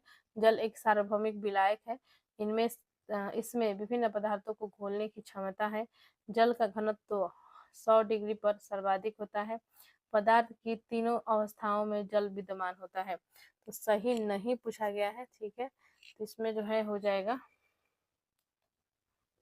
जल का घनत्व 100 डिग्री सेल्सियस पर सर्वाधिक होता है। यह जो है इस जल के विषय में सही नहीं है। करेक्ट आंसर हो जाएगा ऑप्शन 3। और जो जल जो है एक सार्वभौमिक विलायक है, ये जो है डिजॉल्व हो जाता है। ठीक है, करेक्ट हो जाएगा। इसमें विभिन्न पदार्थों के घोलने की क्षमता है, विभिन्न पदार्थों को जो है अपने में घोल लेता है, इसका जो है इसमें गुण पाए जाते हैं, तो ये भी सही है। पदार्थ की तीनों अवस्थाओं में जल विद्यमान होता है। तो जल जो है ठोस और द्रव और गैस तीनों अवस्थाओं में जो है जल जो है विद्यमान होती है, तो ये भी सही है। ठीक है, तो जल का घनत्व जो है 100 डिग्री सेल्सियस पर सर्वाधिक होता है, यही जो है सही नहीं है। नेक्स्ट देखते हैं क्वेश्चन नंबर 66। रीता अपने नौकरी वाले माता पिता, छोटे भाई, दादा दादी, चाचा एवं उनके परिवार के साथ रहती है। इस प्रकार की परिवार व्यवस्था को कहते हैं। तो देखिए रीता जो है वो क्या कर रही है कि वो अपने नौकरी वाले जो है माता पिता और छोटे भाई और दादा दादी, चाचा एवं उनके परिवार के साथ रहती है। यानी कि उसके जो है जितने परिवार के सदस्य हैं उन सभी के साथ जो है वो रह रही है। तो क्या ये एकल परिवार है? नहीं, एकल परिवार में जो है माता पिता और बच्चे ही बस होते हैं, उसमें जो है दादा दादी नहीं होते हैं। तो इसमें जो है सभी हैं। तो देख लेते हैं इसका क्या होगा करेक्ट आंसर। तो देखिए मातृ वंश परिवार जिसमें रीता की माता मुखिया है। नहीं, ये मातृवंश परिवार को जो है नहीं दर्शाता है। ठीक है, खास करके जो मातृवंश या पितृवंश परिवार जो है वो होता है जिसमें माता जो है प्रधान होती है, वो मातृवंश परिवार हो गया। और जिसमें पिता जो है प्रधान होते हैं, सभी फैसले जो है परिवार के वही लेते हैं, तो वो जो है पितृवंश होते हैं। तो ये मातृवंश को नहीं दर्शा रहा है, तो गलत होगा ऑप्शन 1। पितृवंश परिवार जिसमें रीता के पिता मुखिया है। तो देखिए रीता के पिता मुखिया है या नहीं है इसमें नहीं बताया गया है। और पितृवंश परिवार जो है ये नहीं है, तो इसलिए करेक्ट आंसर नहीं होगा ऑप्शन सेकेंड। ऑप्शन थर्ड देख लेते हैं। एकल परिवार जिसमें उसके माता पिता दोनों काम करते हैं।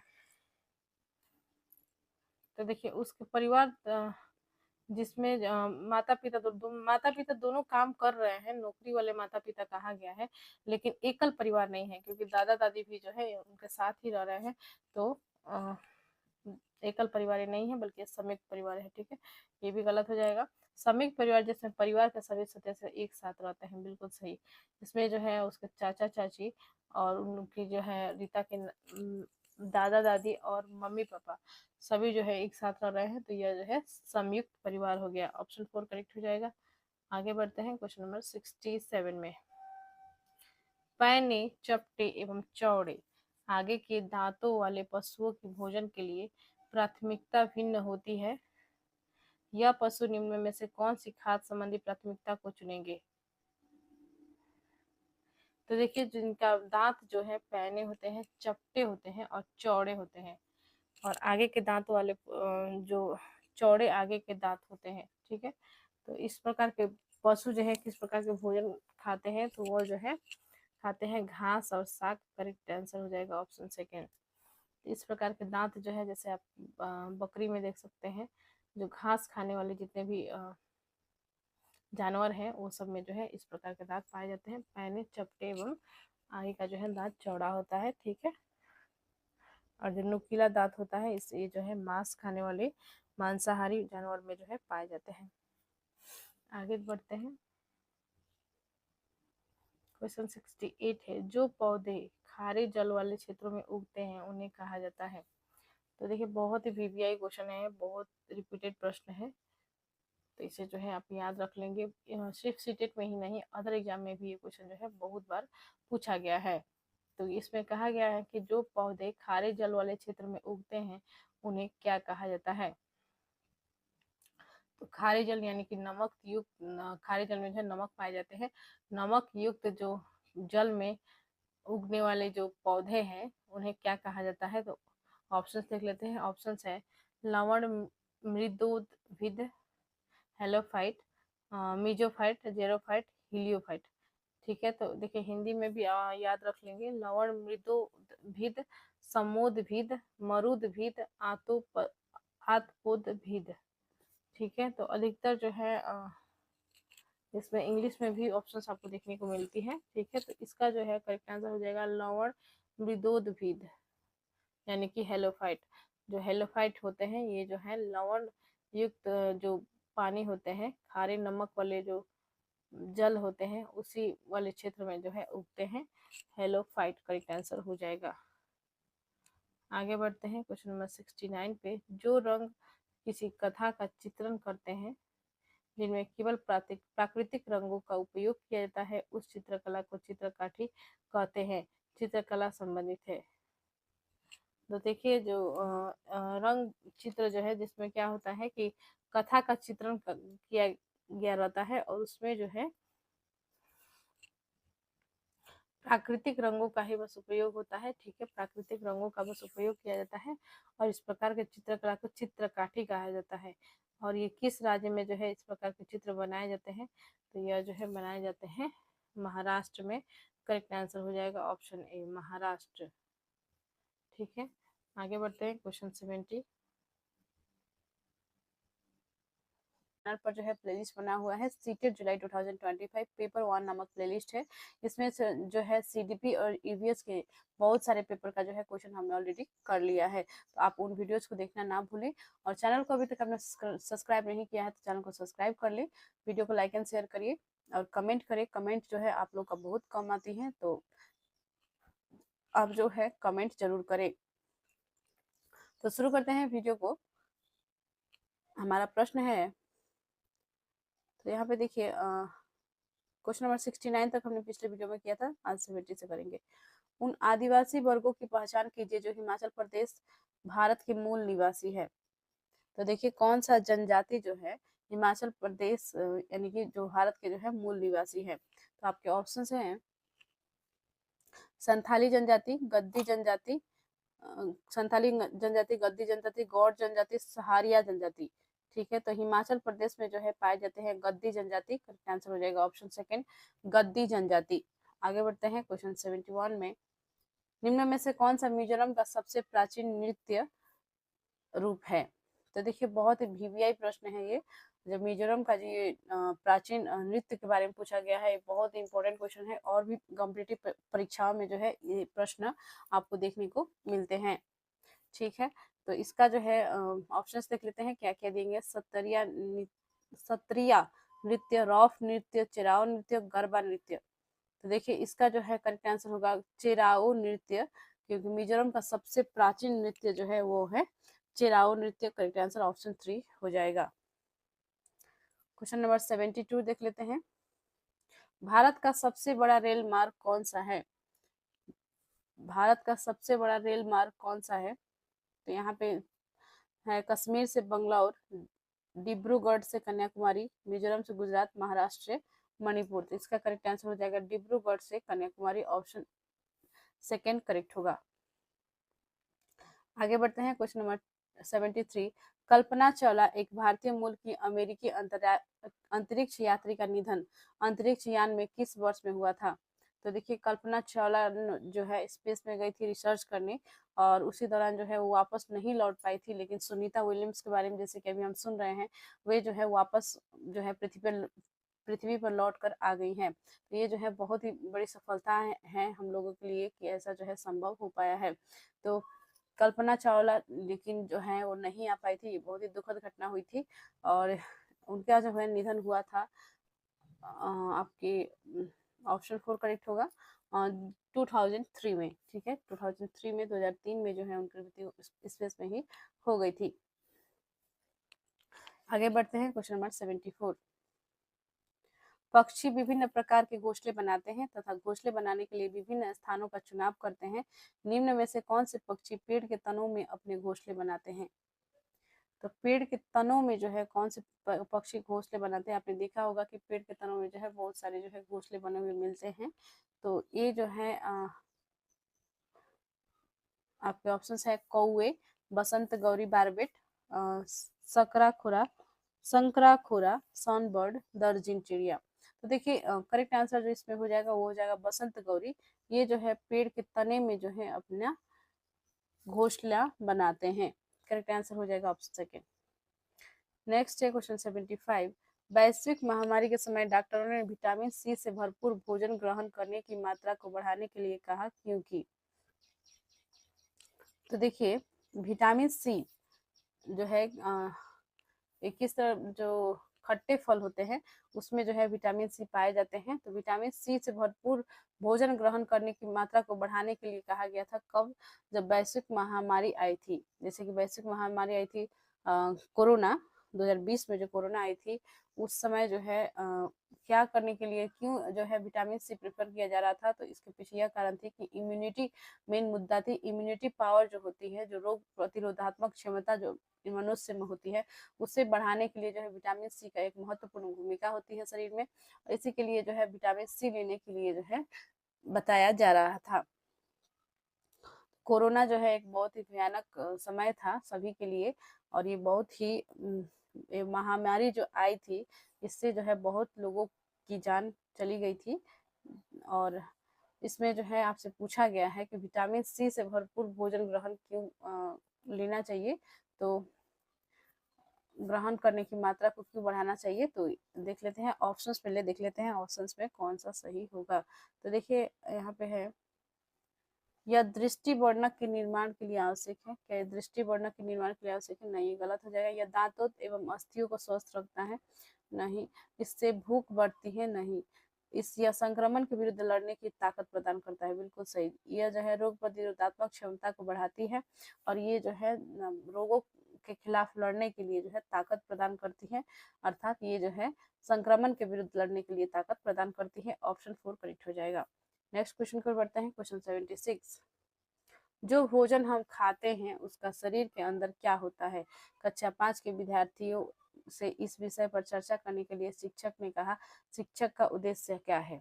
तो देखिए भोजन जो हम खाते हैं वो जो है शरीर में जाने के पश्चात जो है वो अंदर जो है किस तरह से उसका डाइजेशन होता है, उसकी किस तरह से जो है उसे हमें एनर्जी मिलती है, किस तरह क्या प्रक्रिया होती है शरीर में जाने के पश्चात, ये जो है सवाल पूछा है शिक्षक ने अपने विद्यार्थियों से, कक्षा 5 के विद्यार्थियों से। तो इस विषय पर चर्चा करने के लिए शिक्षक ने क्या कहा, शिक्षक ने कहा, तो शिक्षक का उद्देश्य क्या है? क्यों जो है शिक्षक ने ऐसा प्रश्न किया आपको बतानी है। तो आपके ऑप्शन हैं, पाचन क्रिया वैज्ञानिक प्रत्ययों के विषय में विद्यार्थियों की परिकल्पनाशीलता का विकास करना, और देखते हैं प्रश्न के सही उत्तर प्रतिपादित करने में विद्यार्थियों की मदद करना, विद्यार्थियों का अंतर्बोधीय विचारों का अन्वेषण करना, उपरोक्त तो सभी।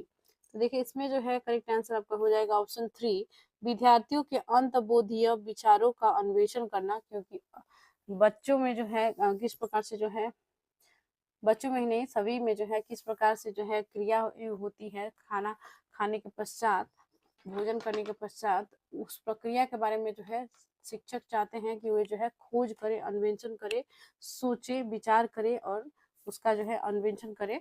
तो इसलिए जो है इसमें करेक्ट आंसर होगा ऑप्शन 3। आगे बढ़ते हैं क्वेश्चन नंबर 77। कक्षा 4 के अध्यापक अयान एक शिक्षक है, ठीक है, यहाँ पे कक्षा 4 के अध्यापक हैं, एक संग्रहालय की यात्रा का आयोजन करते हैं। इस क्षेत्र भ्रमण से कौन से प्रतीकात्मक कौशलों का प्रोत्साहन मिलेगा? तो देखिए संग्रहालय जो है ये संग्रहालय भ्रमण के लिए जो है आयोजन करते हैं शिक्षक अयान है यहाँ पे कक्षा 4 के विद्यार्थियों के लिए। तो भ्रमण से जो है बच्चों में जो है कौन सा कौशल का विकास होगा? तो देख लेते हैं, एक है वर्गीकरण एवं प्रयोग करना, वहां पे जाके जो है कुछ प्रयोग करना नहीं रहेगा, वर्गीकरण करना नहीं रहेगा, तो ये गलत हो जाएगा। संप्रेषण एवं चरों की पहचान, कम्युनिकेशन के लिए नहीं। अवलोकन तथा मॉडल का निर्माण, बिल्कुल सही। देखिए बच्चे जो है जहाँ जाएंगे वहां पे संग्रहालय में, म्यूजियम में, तो वहां पे जो है वो जाके चीजों को ऑब्जर्व करेंगे, अवलोकन करेंगे और और जो है वो अपने जो है दिमाग में बहुत सारे मॉडल को निर्माण करेंगे, बहुत सारी चीजें जो है वो सीखेंगे, लर्न करेंगे। तो करेक्ट आंसर इसमें ऑप्शन 3 हो जाएगा। नक्शा बनाना एवं मापन करना, नहीं, ये गलत होगा। करेक्ट आंसर ऑप्शन 3 होगा, अवलोकन तथा मॉडल का निर्माण। आगे है क्वेश्चन नंबर 78। देखिए पेडागोजी का क्वेश्चन है, तो 75 से जो है पेडागोजी का सेक्शन स्टार्ट हो जाता है। तो 75 से लेकर जो है 90 तक में जो है आपका क्वेश्चन पेपर में पेडागोजी का ही क्वेश्चन रहते हैं। तो ऐसे में जो है आप थोड़ा सा वीडियो लंबा हो सकता है, आपको परेशान नहीं होना है। और एक बात और आपको इन्फॉर्म करनी थी कि लूसेंट का जो है अभी बुक कवर किया जा रहा है। लूसेंट ऑब्जेक्टिव क्वेश्चन वाला जो बुक है उसी को हम चैनल पर कवर कर रहे हैं। यदि आप भी सीटेट के साथ साथ बीपीएससी की तैयारी कर रहे हैं या किसी अन्य प्रतियोगी परीक्षा की तैयारी करते हैं तो आपके लिए जो है वीडियोस बहुत इंपॉर्टेंट है। लूसेंट फॉर ऑल एग्जाम नामक प्लेलिस्ट में ये सभी वीडियो जो है हमने अवेलेबल कर दी हैं, आप जाकर उन वीडियोज को भी देख लें, क्योंकि आपकी जो है परीक्षा के लिए बहुत ही वीडियो जो है बहुत ही इम्पोर्टेंट है। सभी सब्जेक्ट का जो है वीडियोज बनाया जा रहा है, तो आप उन्हें भी जरूर देख लें। तो देखते हैं, आते हैं क्वेश्चन पर। क्वेश्चन नंबर 78 है, जल में वस्तुओं की घुलनशीलता का अवलोकन करने की एक क्रियाकलाप ईवीएस की अध्यापिका मीरा अपने छात्रों से चीनी, नमक, नींबू का रस, हल्दी, आटा आदि लाने के लिए कहती है। छात्रों से ये सब चीजें लेकर आने के लिए कहने का सर्वोत्तम कारण क्या है? तो देखिए एक शिक्षक है, वो जो है जल में जो है वस्तु, कौन कौन से वस्तु घुलनशील होते हैं, या दिखाने के लिए जो है, अवलोकन कराने के लिए जो है, ऑब्जर्व कराने के लिए बच्चों को क्या करती है, तो घर से जो है वो कहती है कि बच्चों को नमक लाने के लिए, चीनी लाने के लिए, नींबू का रस लाने के लिए, हल्दी लाने के लिए, आटा लाने के लिए। ठीक है, ये सभी चीजों को जो है मांगती है कि घर से आपको लेकर आना है।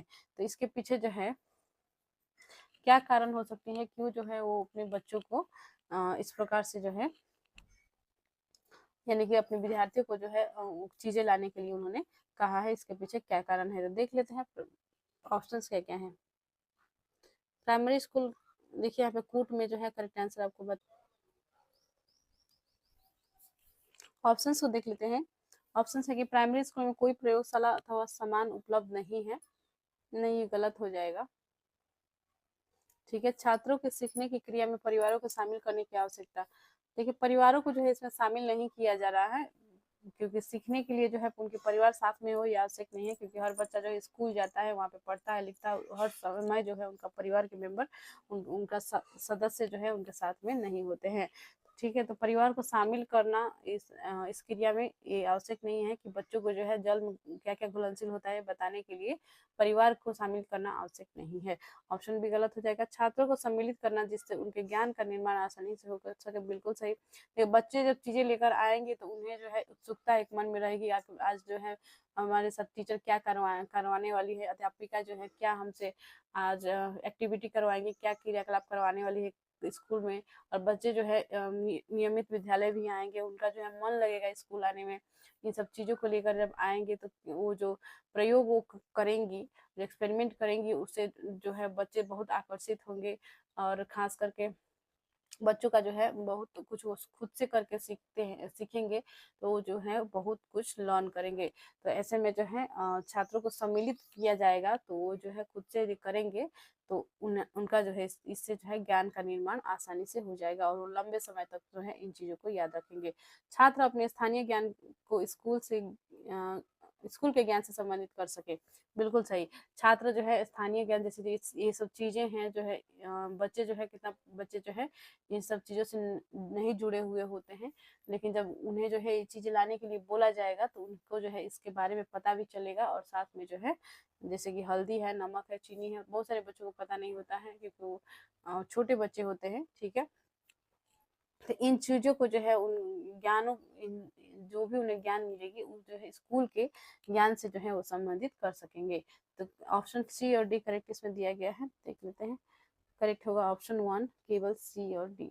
ठीक है, आगे बढ़ते हैं क्वेश्चन नंबर 79 में। निम्न में से कौन सा प्राथमिक स्तर पर ईवीएस का एक थीम है।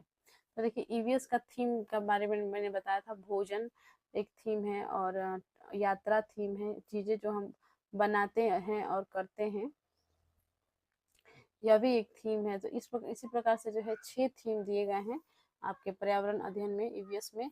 और इसमें जो है ईवीएस का जो है एक थीम कौन सा है पूछा गया है, तो पदार्थ नहीं है। ठीक है, हम चीजें जो चीज कैसे बनाते हैं और करते हैं, यही सही हो जाएगा।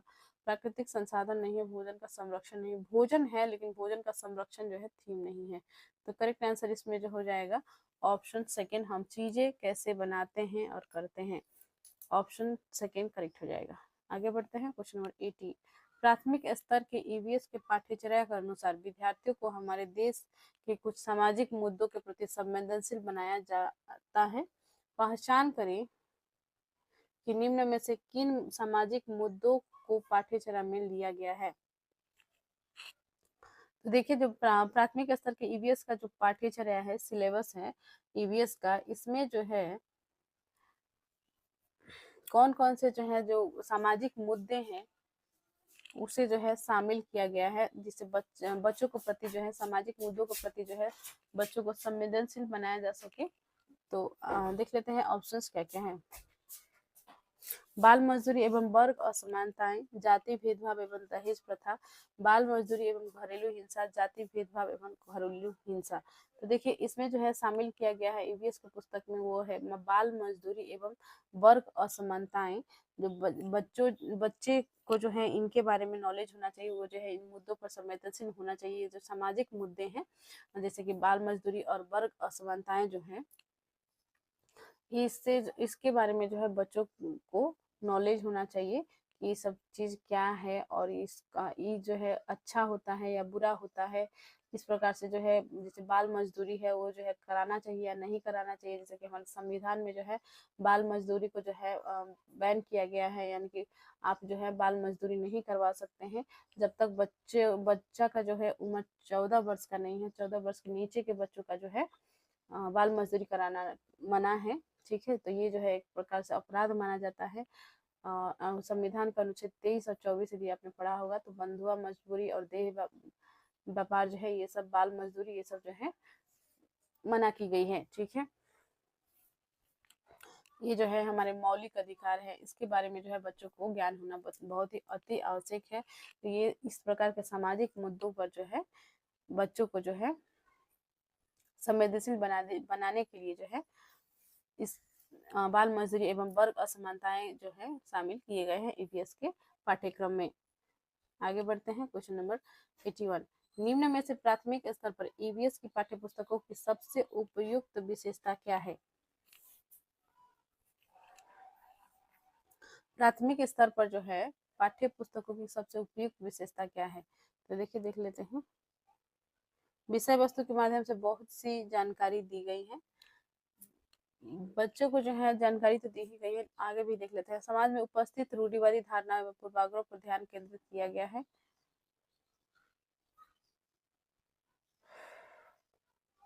देखिए, रटने द्वारा सीखने को सचेतन रूप से हतोत्साहित करने का प्रयास किया गया है। सीखने सिखाने के साधन के रूप में केवल पाठ्य पुस्तक का उपयोग ही शिक्षकों द्वारा होता है। नहीं, ऑप्शन 4 तो बिल्कुल भी गलत है। तो यहाँ पे देखिए जो पाठ्य पुस्तक जो है प्राथमिक स्तर पर ईवीएस की पाठ्य पुस्तक की सबसे उपयुक्त विशेषता क्या है? तो देखिए इसमें जो है रटने द्वारा सीखने को हतोत्साहित किया गया है, क्योंकि बच्चों को जो है रट कर जो है सिखाने वाला जो प्रक्रिया चली आ रही थी उसे जो है समाप्त करने की कोशिश की गई है। बच्चों को जो है रटने पर जो है हतोत्साहित किया जा रहा है, न कि प्रोत्साहित किया जा रहा है। तो बच्चों को जो है खुद से करके सीखने पर जोर दिया जा रहा है। उन्हें जो है बाल केंद्रित शिक्षा को जो है बढ़ावा दिया जा रहा है, जिसमें जो बच्चे खुद एक्टिविटी करके सीख रहे हैं। उन्हें जो है कोई अभ्यास को जो है बार बार याद करने के लिए या रटने के लिए रोट लर्निंग को जो है मना किया गया है। तो ठीक है, करेक्ट आंसर हो जाएगा ऑप्शन 3, रटने द्वारा सीखने को सचेतन रूप से हतोत्साहित करने का प्रयास किया गया है। ऑप्शन 3 करेक्ट हो जाएगा। आगे बढ़ते हैं, क्वेश्चन नंबर 82। ईवीएस की पाठ्य पुस्तकों में कहानियों का वर्णन का उपयोग करने का सबसे उपयुक्त कारण निम्न में से कौन सा है? यानी कि जो ईवीएस की पाठ्य पुस्तक है उसमें कहानियों का वर्णन क्यों किया गया है, कहानियां उसमें क्यों शामिल की गई है, तो देख लेते हैं इसका क्या कारण है। कहानी अथवा वर्णन में पात्रों के साथ विद्यार्थी आसानी से तदानुभूति का अनुभव कर सकते हैं। विद्यार्थियों को स्वयं कहानी एवं वर्णनों को पढ़ने में आनंद आता है। विद्यार्थी देखिए छोटे बच्चे जो है स्वयं कहानी नहीं पढ़ पाते हैं, उन्हें जो है पढ़ाना पड़ता है, तो ये तो गलत हो जाएगा। कहानियों एवं वर्णनों के माध्यम से शिक्षकों को पाठ संपादित करना आसान लगता है। शिक्षक की आसानी के लिए जो है वर्णन नहीं किया गया है कहानी का, ये भी गलत हो जाएगा। और देखिए शिक्षक विषय वस्तु को आसानी से नाटक या भूमिका में रूपांतरित कर सकते हैं। शिक्षक की आसानी के लिए जो है नहीं किया गया है, ये भी गलत है। ठीक है, तो इसमें जो है देखिए यहाँ पे कहा गया कि नाटक या भूमिका में रूपांतरित कर सकते हैं। इसके माध्यम से जो है शिक्षक की प्रक्रिया को अपना सकते हैं, लेकिन शिक्षक को आसान हो इसके लिए जो है यह नहीं रखा गया है, बल्कि बच्चों की आसानी के लिए रखा गया है कि बच्चे जो है आसानी से समझ सके और उन्हें जो है खुद वो अनुभव कर सके कि उनमें उस प्रकार के रोल जो है मैं भी कर सकता हूँ। ठीक है, तो जैसे कि हम पढ़ते हैं नानी तेरी मोरनी है, नानी तेरी मोरनी कहानी, माफ कीजिएगा ये तो कविता है। कोई भी कहानी होता है जैसे कि लोमड़ी और अंगूर का जो कहानी है उसमें जो है खुद जो है बच्चे जो है एक पात्र के रूप में खुद को देख सकते हैं और उन्हें जो है वर्णन से जो है वो आसानी से समझ सकते हैं। बच्चों की आसानी के लिए किया गया है। तो करेक्ट आंसर हो जाएगा ऑप्शन 1, कहानी अथवा वर्णन में पात्रों के साथ विद्यार्थी आसानी से तदानुभूति का अनुभव कर सकते हैं। आगे बढ़ते हैं, क्वेश्चन नंबर 83। निम्न में से किस आवृत्ति का मूल्यांकन ईवीएस के सीखने सिखाने के लिए उपयुक्त है? आपके ऑप्शन है प्रतिदिन, प्रतिमाह, 6 महीने में, वर्ष के अंत में। तो देखिए किस प्रकार से जो है मूल्यांकन जो है ईवीएस में होना चाहिए, तो ये जो है प्रतिदिन होना चाहिए, ना कि प्रतिमाह या 6 महीने में या वर्ष के अंत में। प्रतिदिन का जो है मूल्यांकन होना चाहिए, तो करेक्ट आंसर हो जाएगा प्रतिदिन। आगे बढ़ते हैं, क्वेश्चन 84 है। एक ईवीएस की अध्यापिका मीरा को शांत कक्षा पसंद है तथा वह अपने विद्यार्थियों को कहती है कि वे बैठकर अपना कार्य करें, उसके विद्यार्थी निम्न में से वंचित रहेंगे। तो देखिए एक अध्यापिका जो है वो शांत माहौल चाहती है कक्षा में। वो जो है नहीं चाहती है कि बच्चों का शोरगुल हो, बच्चे हल्ला करें, या बच्चे जो है एक दूसरे से इंटरेक्ट करके सीखे, बच्चे एक दूसरे से बातचीत करें। तो उस प्रकार से जो है वो माहौल क्रिएट नहीं कर पा रही है, क्योंकि उन्हें जो है शांत माहौल पसंद है। और वो बच्चों को क्या करती है कि चुपचाप बैठ के अपने कार्य करने के लिए जो है कह देती है। तो इस तरह से वो कहती हैं, तो उनके विद्यार्थी जो है कुछ चीजों से वंचित रह जाएंगे, जाहिर सी बात है वंचित रहेंगे ही। तो किन चीजों से वंचित रहेंगे, तो देख लेते हैं। ऑप्शन है बहुबुद्धि, नहीं बहुबुद्धि नहीं होगा। अवलोकन से सीखना, अब बच्चे तो अवलोकन कर ही लेंगे। व्यक्तिगत सीखना, खुद से तो सीख ही रहे हैं, अकेले सीख रहे हैं, लेकिन जो है क्या अकेले सीख रहे हैं और अपना कार्य जो है खुद से कर रहे हैं, चुपचाप कर रहे हैं। लेकिन सहपाठी द्वारा सीखना जो है पॉसिबल नहीं होगा, क्योंकि सहपाठी द्वारा सीखने के लिए के दौरान जो है कुछ क्लास में जो है शोरगुल होगा ही, और बच्चे कुछ ना कुछ बातचीत एक दूसरे से करेंगे, तो कुछ ना कुछ आवाजें आएंगी ही। और जो है इस सहपाठियों द्वारा सीखना जो है यह पॉसिबल नहीं हो पाएगा। शिक्षक जो है शिक्षिका जो है कहती हैं कि आप जो है शांत रहकर अपना कार्य करें। तो करेक्ट आंसर इसमें हो जाएगा ऑप्शन 4। आगे बढ़ते हैं, क्वेश्चन नंबर 85। शिक्षकों द्वारा पूछे गए प्रश्नों के उत्तर के लिए निम्न में से कौन सी युक्ति अर्थात युक्तियां विद्यार्थियों के आकलन के लिए सही है। शिक्षकों द्वारा पूछे गए प्रश्नों के उत्तर के लिए निम्न में से कौन सी युक्ति अर्थात युक्तियां विद्यार्थियों के आकलन के लिए सही है। तो देख लेते हैं ऑप्शंस क्या क्या हैं। उत्तरों का मूल्यांकन सही या गलत के रूप में उनके अंक संख्यात्मक हो। उत्तरों में छात्रों के मूल विचारों का मूल्यांकन गुणात्मक हो। छात्रों के अनुभव का मूल्यांकन गुणात्मक हो। तो देखिए इसमें पूछा गया है कि शिक्षक द्वारा जो प्रश्न पूछे जा रहे हैं और प्रश्नों के उत्तर के लिए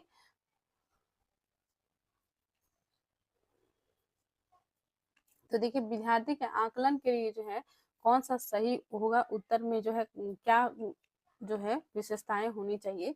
तो उत्तरों का मूल्यांकन सही या गलत के रूप में उनके अंक संख्यात्मक हो। देखिए सिर्फ नंबर ये गलत हो जाएगा, क्योंकि आप जो है एक शिक्षक के रूप में जो है किसी बच्चों का उत्तर का मूल्यांकन यदि कर रहे हैं, तो वो जो है क्या सही या गलत कितना कहा, इसी के ऊपर जो है बस उन्हें जो है आपको जो है ध्यान नहीं देना है। और दूसरा है कि संख्यात्मक यानी कि उसका जो है नंबर अच्छा हो, इस पर जो है आपको ध्यान नहीं देना है। ठीक है, यानी अर्थात कि जो नंबर जो है अच्छा ला दिया है, या उसका जो है उत्तर जो है उसका रटा रटाया उत्तर है, इस प्रकार से जो है तो सही गलत के रूप में जो है एग्जैक्ट जो है नहीं होना चाहिए।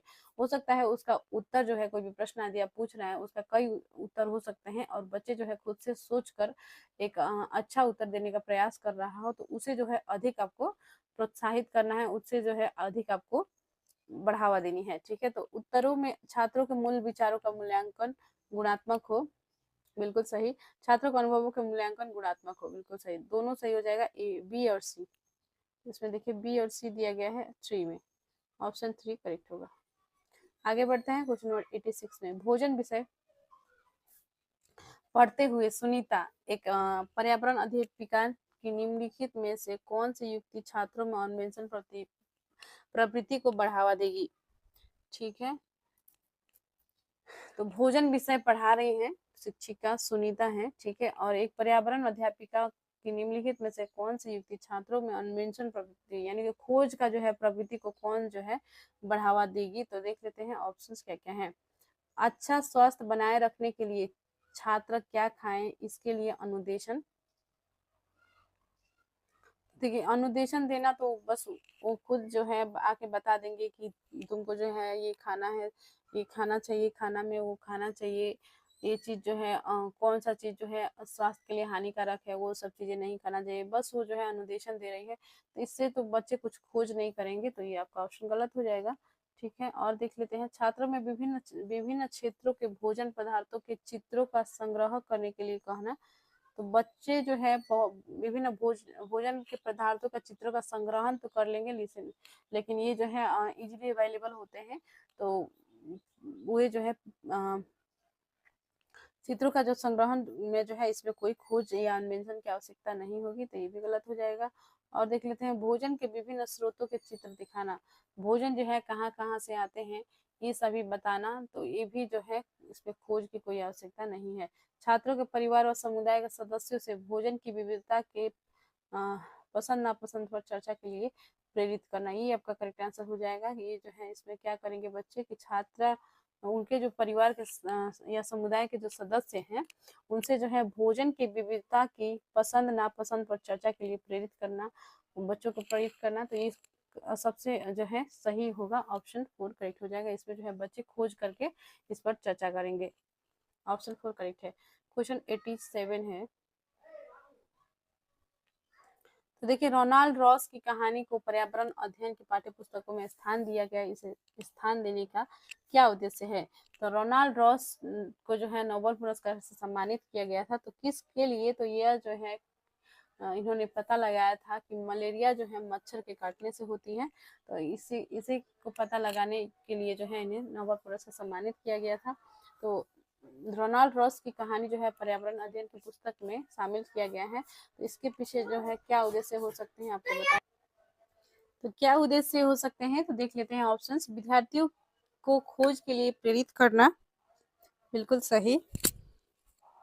विद्यार्थियों को मलेरिया और मच्छर के संबंध में जोड़ने में सहायता करना, ये भी सही होगा। वैज्ञानिक कैसे कार्य करते हैं को दृष्टिगत करना, ये भी सही हो जाएगा। देखो, और ए बी सी तीनों सही है, तो करेक्ट आंसर इसमें हो जाएगा ऑप्शन 4 ए बी सी। आगे बढ़ते हैं क्वेश्चन नंबर 88 में, निम्नलिखित वाक्यों में से इकाई योजना के लिए सबसे उचित विशेषता पहचानिए। तो देखिए, इकाई योजना के लिए जो है सबसे उपयुक्त कौन सा होगा। यह पाठ के 10 से अधिक पाठ योजना का संकलन है, नहीं, गलत हो जाएगा। प्रत्येक पाठ के लिए सीखने सिखाने की क्रियाकलापों का ब्यौरा है, नहीं। यह विषय वस्तु के बड़े भाग की गहन योजना है, बिल्कुल सही, ऑप्शन 3 करेक्ट होगा। यह विषय वस्तु का जो है बड़े भाग की गहन योजना है, इकाई योजना, ऑप्शन 3 करेक्ट होगा। आगे बढ़ते हैं क्वेश्चन 89, निम्नलिखित में से कौन सी युक्ति भाषा सीखने में कठिनाइयों वाले, क्वेश्चन 89 है, निम्नलिखित में से कौन सी युक्ति भाषा सीखने में कठिनाइयों वाले विद्यार्थियों को पर्यावरण अध्ययन सीखने के लिए सबसे उचित है। देखिए, जो भाषा सीखने में जिन्हें कठिनाई होती है उन विद्यार्थियों को जो है पर्यावरण अध्ययन सीखने के लिए कौन सा उचित होगा, देख लेते हैं। उन्हें स्पर्शीय स्वरूप में या बड़े बड़े अक्षरों में अंकित शिक्षण सामग्री दी जाए, नहीं, ये गलत हो जाएगा। अवधारणाओं की व्याख्या बड़े बड़े चित्रों, ठोस वस्तुओं और क्रियाकलापों के साथ की जाए, बिल्कुल सही। यदि बच्चों को जो है विभिन्न चित्रों के साथ उन्हें जो है भाषा से यदि समझ में नहीं आ रहा है तो चित्रों के साथ उन्हें समझाया जाए और वस्तुओं के साथ और क्रियाकलापों के साथ जो है क्रियाकलाप यानी कि किया जाए, तो ऐसे जो इससे जो है बच्चे आसानी से सीख लेंगे, ऑप्शन सेकंड करेक्ट हो जाएगा। देखते हैं इस वीडियो का लास्ट क्वेश्चन, थीम यात्रा में बचेंद्री पाल के पर्वतारोहण के अनुभव के वर्णन को सम्मिलित किया गया है, इन्हें सम्मिलित करने के क्या कारण हो सकते हैं, तो देख लेते हैं ऑप्शंस।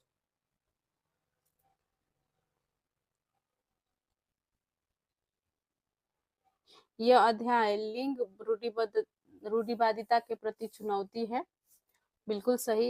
इसमें जो है बचेंद्री पाल को जो है उनकी जो भाई थे उन्हें वो जो है यानी कि वे जो है संघर्ष से जो है आगे बढ़ी थी। कोई भी ये नहीं सोच सकता कि महिला जो है पर्वत जो है चढ़ेंगी, ऐसा कुछ जो है कोई ये नहीं सोच सकता था, ठीक है। तो लेकिन जो है उन्होंने जो है बचेंद्री पाल ने जो है यह कार्य करके दिखाया, जो है लैंगिक रूढ़िवादिता के प्रति जो है चुनौती है, ठीक है, ये करेक्ट होगा। यह अध्याय पर्वतों की ऊंची चोटियों को मापने पहुंचने में आई चुनौतियों का वर्णन करता है। क्या क्या चुनौतियों को जो है शामिल करना पड़ा जब पर्वत चढ़ते समय, ये भी सही हो जाएगा। एक अध्याय सामूहिक टीम कार्य के महत्व की व्याख्या करती है, ये भी सही होगा। ये अध्याय एक अनुकरणीय आदर्श को प्रस्तुत करता है, बिल्कुल सही। तो देखिए इसमें ABCD चारों ऑप्शन सही दिए गए हैं। वीडियो को लाइक एंड शेयर करिए, कमेंट करिए, और प्लेलिस्ट में जाकर जो भी इससे पहले वीडियो अपलोड हो चुके हैं उन्हें भी देख ले। सीटेट जुलाई 2025 पेपर 1 नामक प्लेलिस्ट है, उन वीडियोस को जरूर देख ले। और चैनल को अभी तक अपना सब्सक्राइब नहीं किया है तो चैनल को सब्सक्राइब कर लीजिए, और आपसे रिक्वेस्ट है किसी ग्रुप में वीडियो को जरूर शेयर कर दें। बहुत बहुत धन्यवाद, मिलते हैं नेक्स्ट वीडियो में।